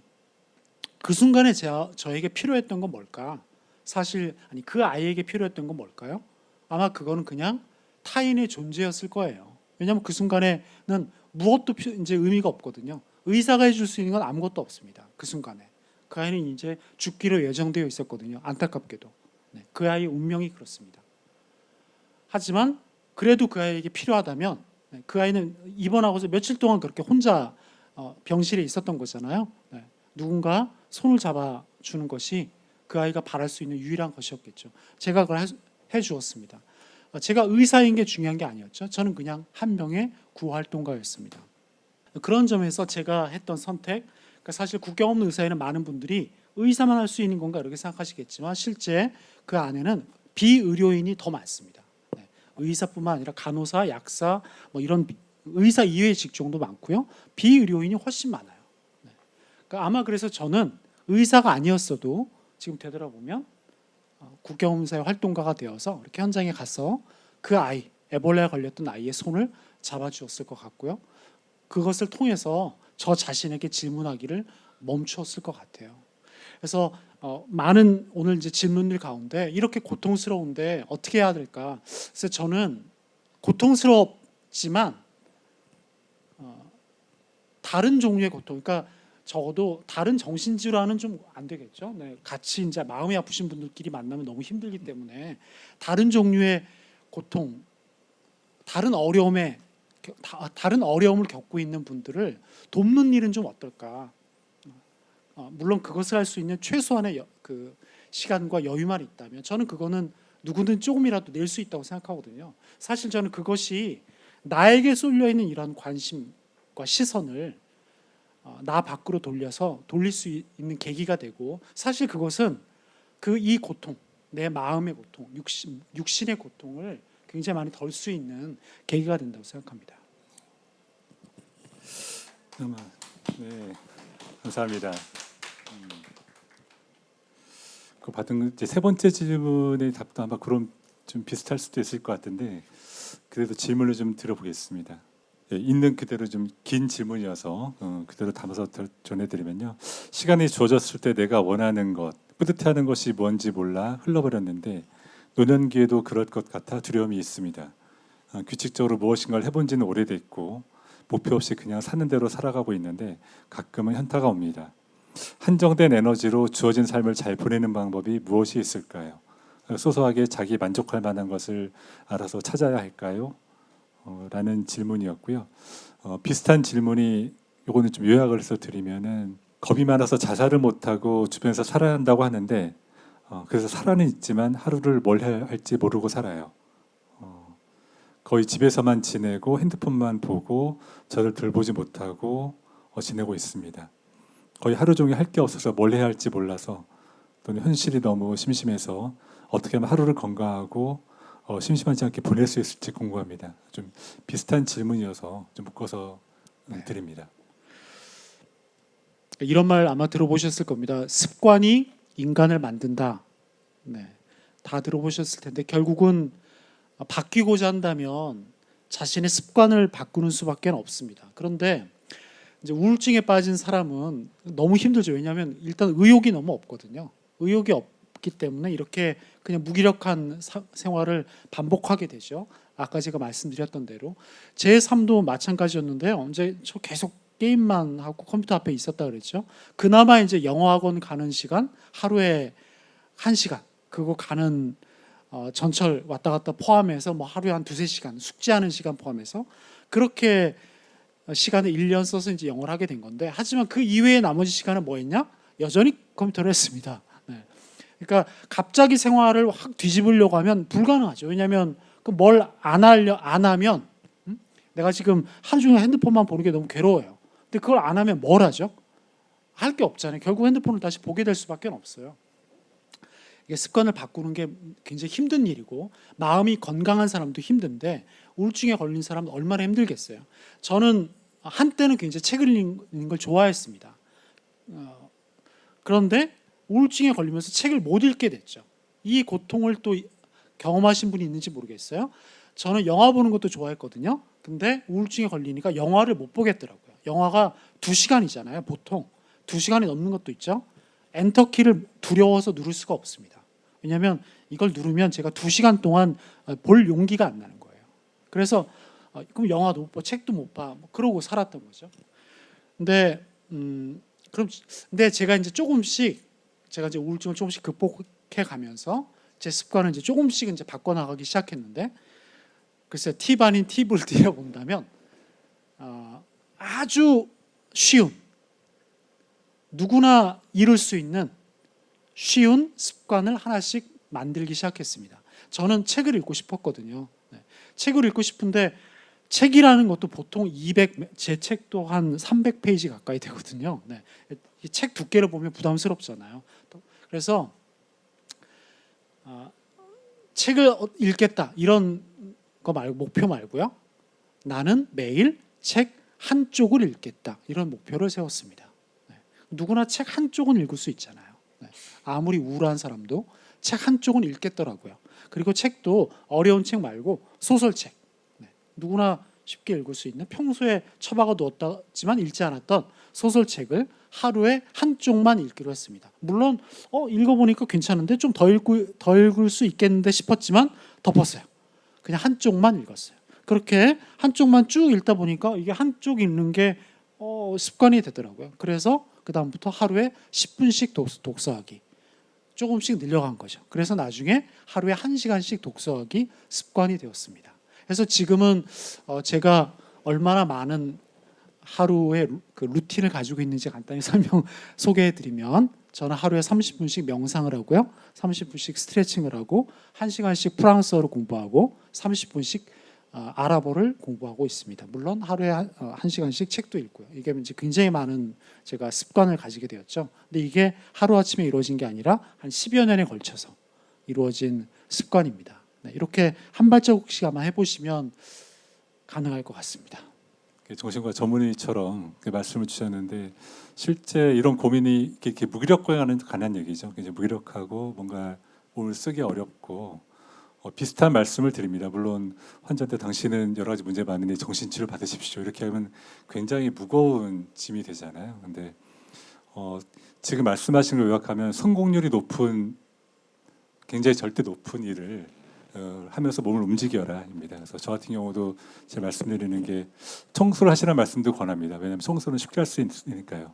근데 방을 전부 다 치우면 안 됩니다. 책장 한 칸에 책을 잘 꽂아놓은 것도 좋고요. 거기 먼지를 털어내는 거 좋고요. 다음 날은 다른 칸을 하시면 되고요.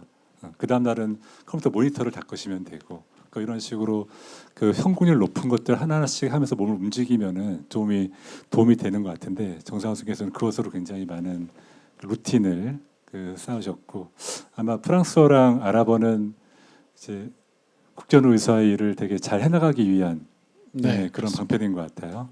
네, 그 본부가 아마 프랑스에 있고 그죠? 예. 제가 몇 가지 좀 마련한 질문이 있어서 추가적으로 좀 드리고 싶은데요.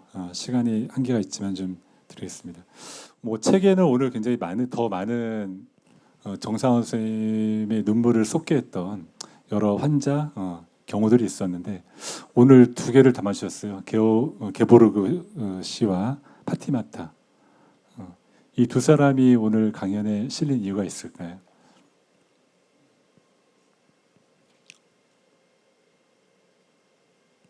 아마 이 두 환자를 제가 죽는 날까지 잊지 못할 것 같고요. 먼저 게보르그는 제가 제일 많이 울었던 그리고 가장 또 동시에 아까도 설명드렸지만 저의 부끄러운 면.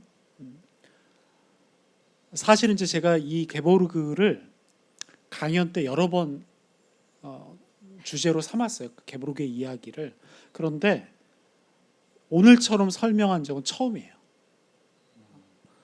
그러니까 지금까지는 주로 우리는 왜 이렇게 갈라진 세상이라서, 즉 갈라졌다는 것은 잘 사는 나라들이 있고 못 사는 나라가 있다는 거죠, 여러분. 그래서 아르메니아 같은 나라에서는 그 사람이 이게 연명치료, 무의미한 연명치료가 아니잖아요. 그죠? 죽을 때 고통 없이 죽을 수 있도록 하는 치료는 무의미하지 않습니다. 꼭 필요한 치료인 거죠.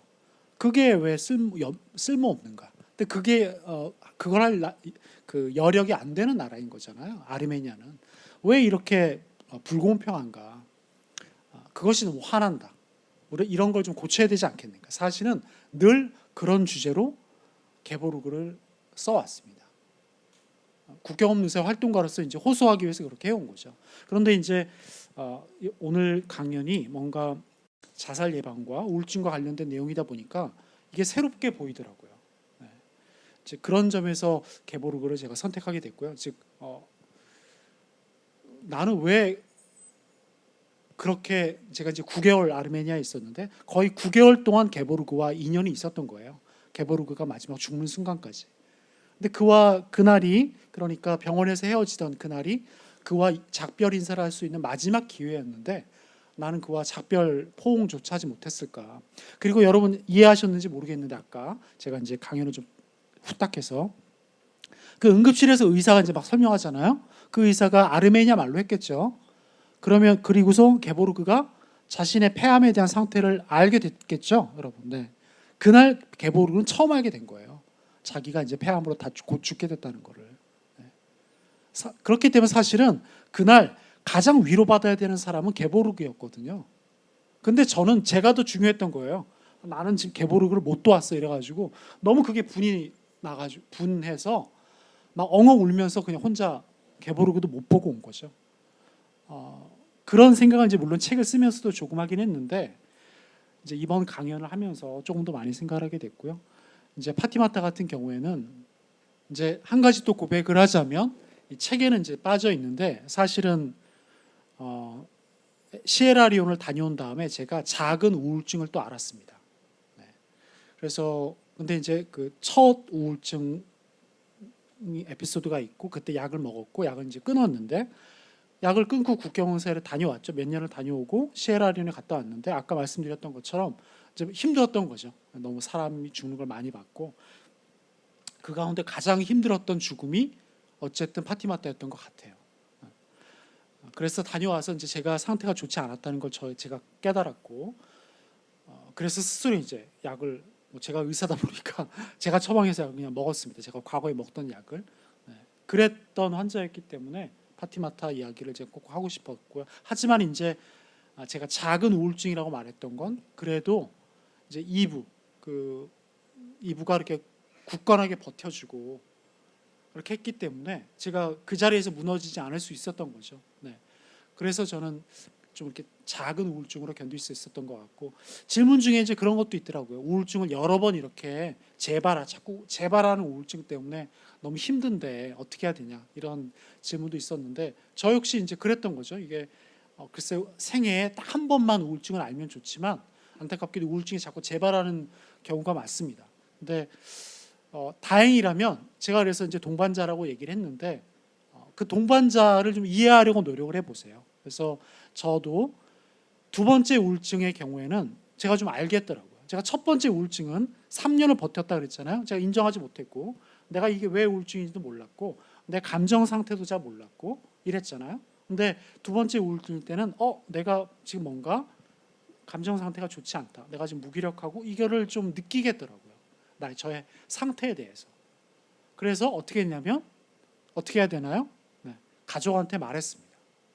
다녀왔는데 지금 좀 상태가 좋지 않다. 우울증이 다시 좀 오는 것 같다. 나는 지금 다시 약을 먹을 거다. 그래서 꼭 혼자 아프려고 하지 마시고 우울증이 재발하거든 가족들에게 알리세요. 가족이나 친구들에게 알리고 치료하시고 그리고 우울증 그러니까 자신의 몸을 자꾸 돌보아서 내가 지금 우울증 증상이 다시 오는 게 아닌지 빨리 그거를 파악해서 빨리 눈치채서 빨리 조치를 취할 수 있도록 하는 게 좋겠습니다.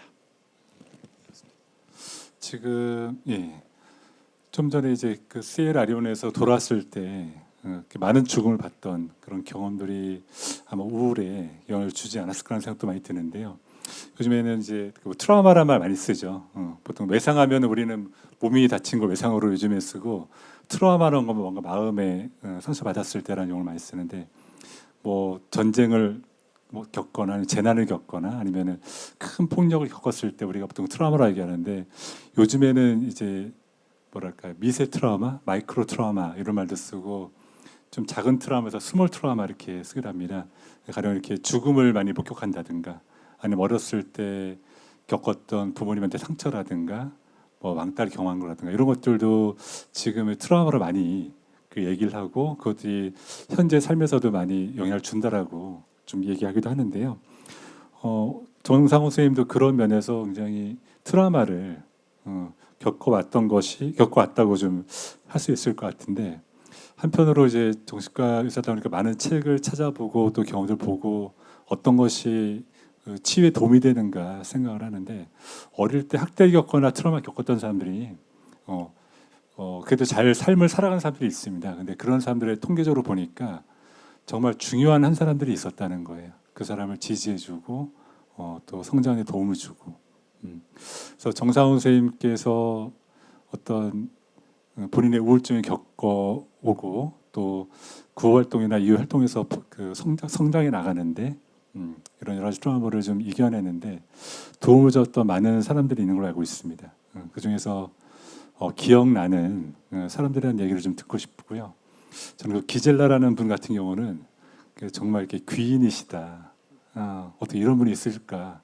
책에 나오는 분이세요. 그래서 미리 너무 이제 기젤라님 말씀해 주세요라고 말한 것 같아서 죄송합니다만 그런 영향을 줬던 분들을 한번 좀 듣고 싶습니다.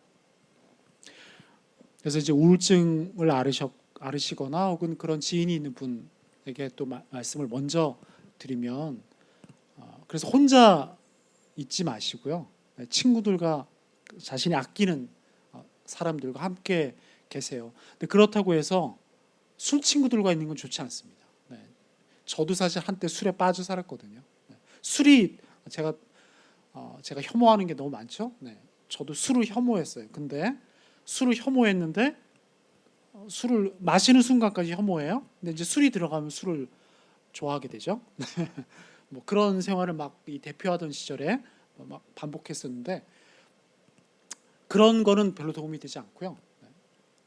많지 않더라도 술 없이 시간을 나눌 수 있는, 비록 술이 없더라도 깊은 이야기를 나눌 수 있는 적은 친구들, 깊은 친구들과 함께 지내는 것이 저는 우울증 환자들에게, 마음이 아프신 분들에게 꼭 필요하다고 봅니다. 기젤라 같은 경우에는 이게 글쎄요, 정말 그러니까 저는 이제 운이 좋다고 생각하는데, 제가 자살을 감행하지 않게 된 것도 아까 말씀드렸던 것처럼 그건 제가 이제 의사였기 때문에 가능했다고 말씀드렸죠. 기젤라는 저희 어머니랑 동갑이었어요. 그러니까 제가 아르메니아에 딱 갔는데 한동안 그 지역에 해외 활동가가 저뿐이었어요. 그 팀이 박살이 났거든요. 막 어려움이 많아가지고 다 떠나고 막 이래가지고 저 혼자 남겨진 거예요. 물론 저 혼자 일하는 건 아니고 아르메니아 활동가들은 있죠. 근데 해외 활동가는 저뿐인 거예요. 그러니까 막 이런 어려운 상황인데 갑자기 이제 한 분이 왔어요. 파견 후임으로 간호사셨는데 이분이 65세. 그러니까 간호사를 은퇴하고 독일 분이셨는데 오신 거예요. 근데 나이가 저희 어머니랑 똑같았어요. 근데 이제 그분과의 교감 얘기를 이 자리에서 다 하기도 어렵고, 어쨌든 이제 이러다 보니까 당연하게 이제 저희 어머니에게 자연스럽게 하게 됐죠. 그러니까 나는 당신이 너무 부럽다. 왜냐하면 우리 엄마는 당신이랑 나이가 똑같은데 우울증을 앓고 있고 무슨 해외 구호 활동은커녕 지금 이혼해서 그러고 지금 살고 있다. 뭐 이런 이야기를 제가 털어놓게 됐고, 이러면서 이제 굉장히 가까워지고 그 어려운 이제 시기를 이제 기젤라가 저를 많이 도와주고, 또 이분이 하필 또 정말 하필 이분이 정신 간호셨어요. 간호사도 분야가 있잖아요. 전문 분야가. 이분이 정신 건강 정신의학 전문 정신의학 전문 간호사셨어요. 또 그러니까 아마 그랬기 때문에 글쎄 저를 더 잘 파악하시지 않았을까 싶긴 한데, 그리고 결핵 환자들이 굉장히 어렵거든요. 왜냐하면 지금 개보르그 얘기도 아시겠지만 이렇게 결핵에 걸리면 수년 동안, 가난한 사람들이 수년 동안 약을 먹고 막 이런 과정 동안에 굉장히 그 힘든 어떤 역동이 있습니다. 치료하는 사람들과 치료받는 사람들 간에. 근데 그 과정에서 막 제가 아까 얘기하셨지만 저는 막 그냥 의욕만 앞서가지고 막 날뛰는 돈키호테 같은 사람이었는데, 그런 저에게 지혜를 주고 환자의 마음을 어루만질 수 아는 지혜를 준 사람이 바로 기젤라였습니다. 그래서 지금도 너무 감사하고요. 네. 지금 이제 수단 얘기를 잠깐만 하면, 수단에서 이제 막 돌아왔는데 안타까운 건 저희가 이렇게 진료를 막 했잖아요. 그런데 내전이 벌어져가지고 그 진료소들이 폐쇄된 거예요. 그러니까 너무 무기력해지죠.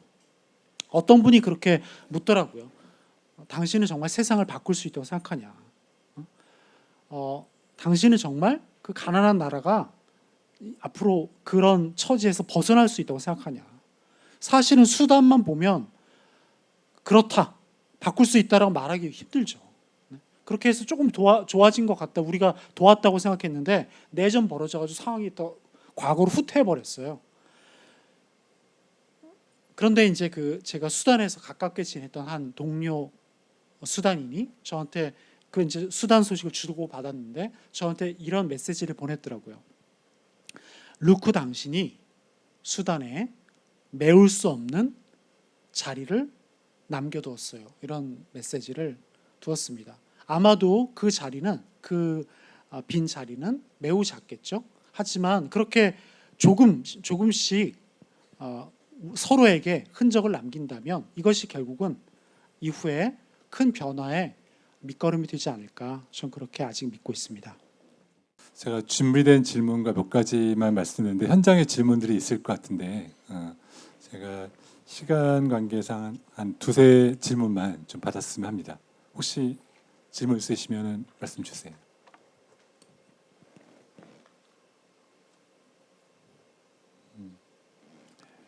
네. 30세 때 30살 정도 됐을 때 소주 한 병 정도 살충제를 한번 먹어보고요. 또 그래서 안 죽어서 차로 담벼락 들이받아서 차만 폐차시키고 눈에 유리만 몇 개 들어가고 그래도 안 죽더라고요. 또 그래도 너무나 사는 게 지금 선생님처럼 사는 게 너무나 의미가 없었어요. 그래서 칼로 또 긁어봤는데 그것도 또 마음대로 안 되더라고. 살려고 하니까 약 먹었을 때도 사촌 형이 와서 싣고 와가지고 어떻게 병원에서 이거 약 먹고 간 사람들은 의사분들은 사람을 살리려고 하는 사람인데 죽으려고 약을 먹은 사람은 환자로 취급을 않더라고요. 그냥 위만 세척하고 바로 내보내는데 저는 좀 많이 먹은 것 같아요. 그래서 한 보름 정도 있다가 나왔는데 그러고 나서 이게 참 사는 게 뭔지 항상 저한테 선생님처럼 항상 저한테 문제를 던졌어요. 사는 게 뭔지, 왜 살아야 하는지. 그게 어떻게 보면 바탕이 있었던 것 같아요. 제 가정 환경이 그렇게 원만하고 순탄하지는 않았고 제 고등학교 1학년 때 바로 위에 형도 살충제를 먹었으면 살았을 텐데 저처럼 그 사이나라고 하는 거 그거를 먹었어요. 그 사이나가 이제 시골 말로 사이나라고 하는데 그걸 청산가리를 먹고 한 방에 가버렸어요. 그래서 그게 지금도 저한테 트라우마야. 근데 제 딸내미가 저한테 트라우마라고 얘기를 합니다. 제가 이제 초등학교 1학년 때가 됐는데 몰랐어요, 여태. 아빠가 그렇게 사고칭을 모르고 이제 늦게서 이제 집안 친척들이 이야기하는 거 모르고 알아갖고 지금은 자기한테도 트라우마다. 그리고 딸내미가 지금 가끔 그런 얘기를 합니다. 아빠, 내가 먼저 갈 수도 있어. 이런 소리 했을 때 제가 가슴 철렁해요. 근데 이제 또 살아보려고 하니까 암이 걸려가지고 비인도암 걸려가지고 치료를 완치는 판정은 받았는데 미각, 후각 완전히 잃었습니다. 인간의 욕구 가운데 으뜸이 식욕이라 했는데 식욕을 없이 살아가고 있습니다. 지금 5년 동안. 밥을 잘 안 먹어요. 그냥 건너뛰고 그냥 경정영양제 하나 먹고 하는데 또 귀에 이명 때문에 계속 스트레스 받아요. 침도 안 나와요. 이빨이 자꾸 빠져요. 뭐 씹을 수가 없어요. 맛도 모르는데 씹을 수도 없어. 이래도 살아가고 있습니다. 딸내미가 일찍 시집 가가지고 지금 손주가 3명이 있는데 하나가 이제 초등학교 벌써 2학년이에요. 지금도 뭐 카톡이 왔어. 오늘 일간다고 애기 보러 오라고. 그래서 이거는 내가 살아있으니까 그래도 약간의 도움을 주는구나. 내가 정신적으로 물질적으로 도움을 전혀 못 줬어요. 내가 역시 삶에 항상 갈팡질팡, 삶에 항상 허덕이고 삶에 방황하고 이제 내년이 환갑인데 이래도 내가 살아가야 되는 건지를 항상 의문을 지금도 던지고 있습니다. 눈을 뜨는 순간부터 왜 살아야 되는 건지 이렇게도 내 생명을 왜 교회도 다녀봤어요. 교회도 다녀봤는데 안 되더라고요. 내 삶은 왜 이렇게도 끈질기게 붙들고 누군가가 붙들고 있고 나를 갖다가 이렇게 계속 저울질하고 있는 건지 어떻게 살아야 하는 건지 무엇이 진정 삶의 의미인지 그게 너무나 궁금합니다. 제가 뭐 감히 어떻게 헤아리기 어려운 그 정신과 의사지만은 예, 그런 말씀을 좀 주셨고요. 정말 그럼에도 불구하고 지금까지 그 질문을 많이 던지고 현재까지 그 살아오신 거에 대해서 경의를 표합니다, 어르신. 예, 그리고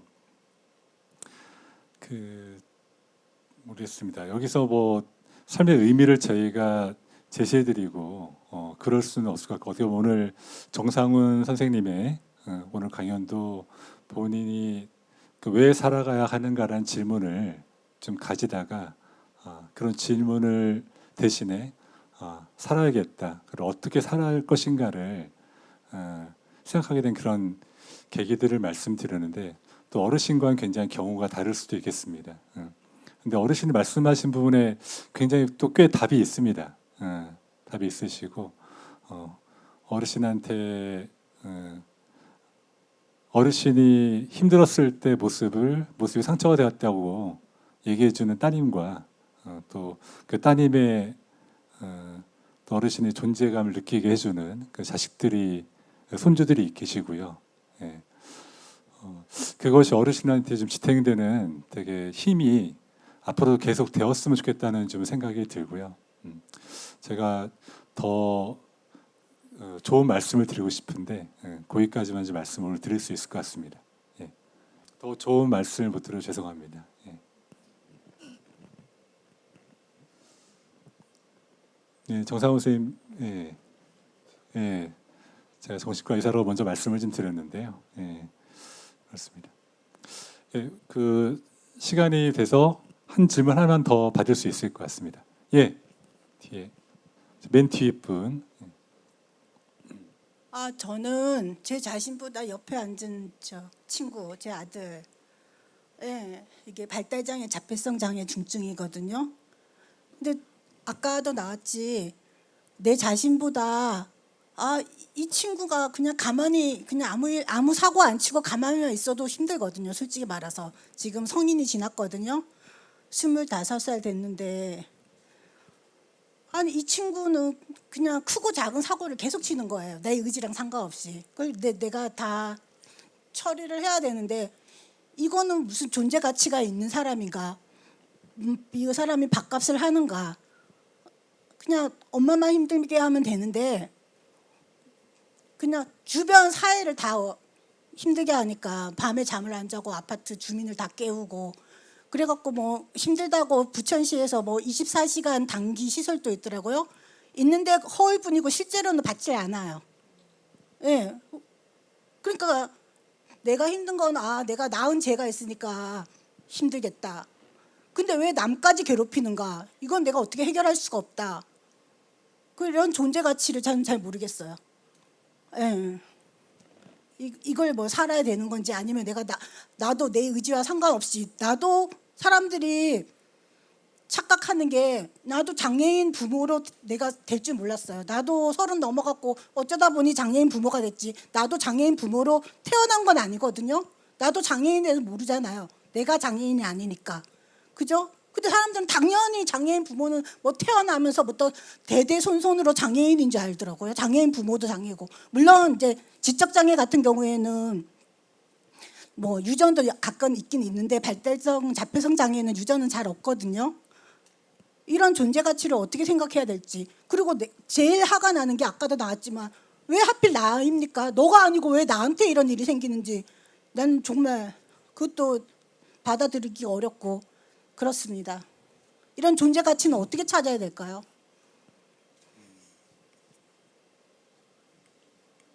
어려운 질문에서 너무 죄송하고 아닙니다. 답이 예. 없는 질문인지 아는데 너무 답답해서 여기 와봤습니다. 답이 없지만은 않다고 생각을 하고요. 이것도 선생님이 답해 주시는 게 나을 것 같은데요. 예, 이제 두 가지 말씀드리고 싶습니다. 예. 그러니까 우리는 내가 좀 나의 존재 가치는 무엇인가를 그래도 생각하면서 살 수 있는 여건이 필요하다고 생각을 합니다. 근데 어머니께서 그런 여건을 가지기 어려운 상황이라고 좀 생각이 들고요. 근데 여건이 주어지지 않는 거는 어머님의 탓이 아니라고 생각을 합니다. 예. 지금 중증 장애인, 특히 자폐 발달 장애 아동에 대한 사실 저는 지난 이거 좀 다른 얘기긴 한데 좀 길지만 드리겠습니다. 말씀 시작했으니까. 그러니까 지난 대선 때의 시기가 기억이 나는데요. 그때 대선 후보자들한테 발달 장애인 부모들이 찾아가서 시위를 하는 걸 봤습니다. 그래서 그 다음에 MBC 스트레이트인가 프로에서 소개하는 거를 좀 자세히 좀 읽어봤었고요. 제가 본 거는 막 많은 대선 주자들이 국민들한테 표를 얻기 위해서 굉장히 여러 가지 약속을 하는데 이분들한테 대한민국은 나라가 아니구나라는 생각을 했습니다. 우리나라 발달 장애인이 주어지는 복지 혜택이 선진국의 10%도 되지 않습니다. 말씀하신 대로 정말 힘들 때 이 시스템을 보호해줄 수 있는 그런 시설도 굉장히 적고요. 있다 하더라도 거의 기능을 잘 못하고요. 그래서 그때 아마 현 대통령께서도 이렇게 나중에 약속을 하신 것 같은데 지킬지 잘 모르겠습니다. 그것들은 말씀하신 대로 사회의 편견들 이런 것도 굉장히 많이 변해야 되는 거고요. 그래서 그런 제가 뭐 이렇게 무책임한 말일 수 있는데 발달 장애인에 대한 지원이 사회적 지원이 굉장히 중요하다. 그랬을 때 오늘 오신 어머님뿐이 아니라 다른 분들도 발달 장애인 부모님들 가정들도 본인의 존재 가치에 대해서 생각하실 수 있는 기회가 될 거라 생각이 들고요. 아드님이 지금 치료를 받고 계신지 모르겠는데 행동이 조절 안 되는 거에 대해서는 이게 이제 일부러 의도적으로 하는 게 아니잖아요. 사람이다 보니까 욕구를 표현하시다 보니까 나타나는 건데 너무 좀 이렇게 주변 해치는 부분이라면은 좀 정신과적으로 행동을 조절할 수 있는 치료를 아마 받고 계신가요? 예. 좀 너무 이렇게 깔아져서 생활하기 어려우면 안 되겠지만은 선생님과 행동 조절하는 부분을 좀 더 적극적으로 진료를 좀 보시면 좋겠다고 좀 말씀으로 답을 좀 드리겠습니다. 오늘은 이제 2시간 길지 않은 시간을 저는 오늘 여기 있다 보니까 앉아서 자리를 너무 잘 지켜주고 계세요. 그리고 집중을 하시고 아마 오늘이 저희 자살 예방 심포지움 포함해서 저희가 마련한 자리에서 제일 많은 인내심과 집중력과 관심을 보여주신 청중입니다, 여러분은. 예. 오늘 저희가 준비한 시간은 여기까지였고요. 혹시 돌아가셔서 각자의 삶을 사시는데 오늘 하루의 얘기들이 가끔은 기억이 나시고 조금은 기억이 나서 좀 더듬어 보시고 그래서 자기 삶을 잘 꾸려가는데 도움이 됐으면 하는 마음으로 오늘 저희 2023년 생명사랑 힐링 토크 콘서트 마치도록 하겠습니다. 예, 감사합니다.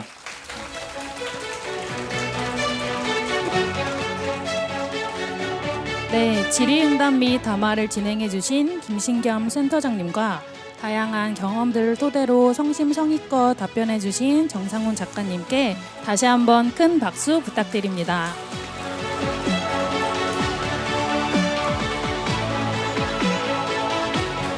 네, 바쁘신 중에도 끝까지 자리를 지켜주신 여러분께 진심으로 감사드립니다. 앞으로도 지역사회의 안전과 행복을 위한 자살 예방 활동에 많은 관심과 성원을 부탁드리며 이상으로 2023 생명사랑 힐링 토크 콘서트를 마치겠습니다. 나가실 때 사전에 나누어드린 만족도 평가지를 작성하여 처음 접수했던 접수대에 제출해 주시고 기념품 함께 수령하시면 되고요. 주차 할인권이 14장 정도 여분이 남아있다고 하니 혹시 사전에 신청 못하신 분들도 수령해 가시면 좋을 것 같습니다. 네, 이상으로 마치겠습니다. 감사합니다.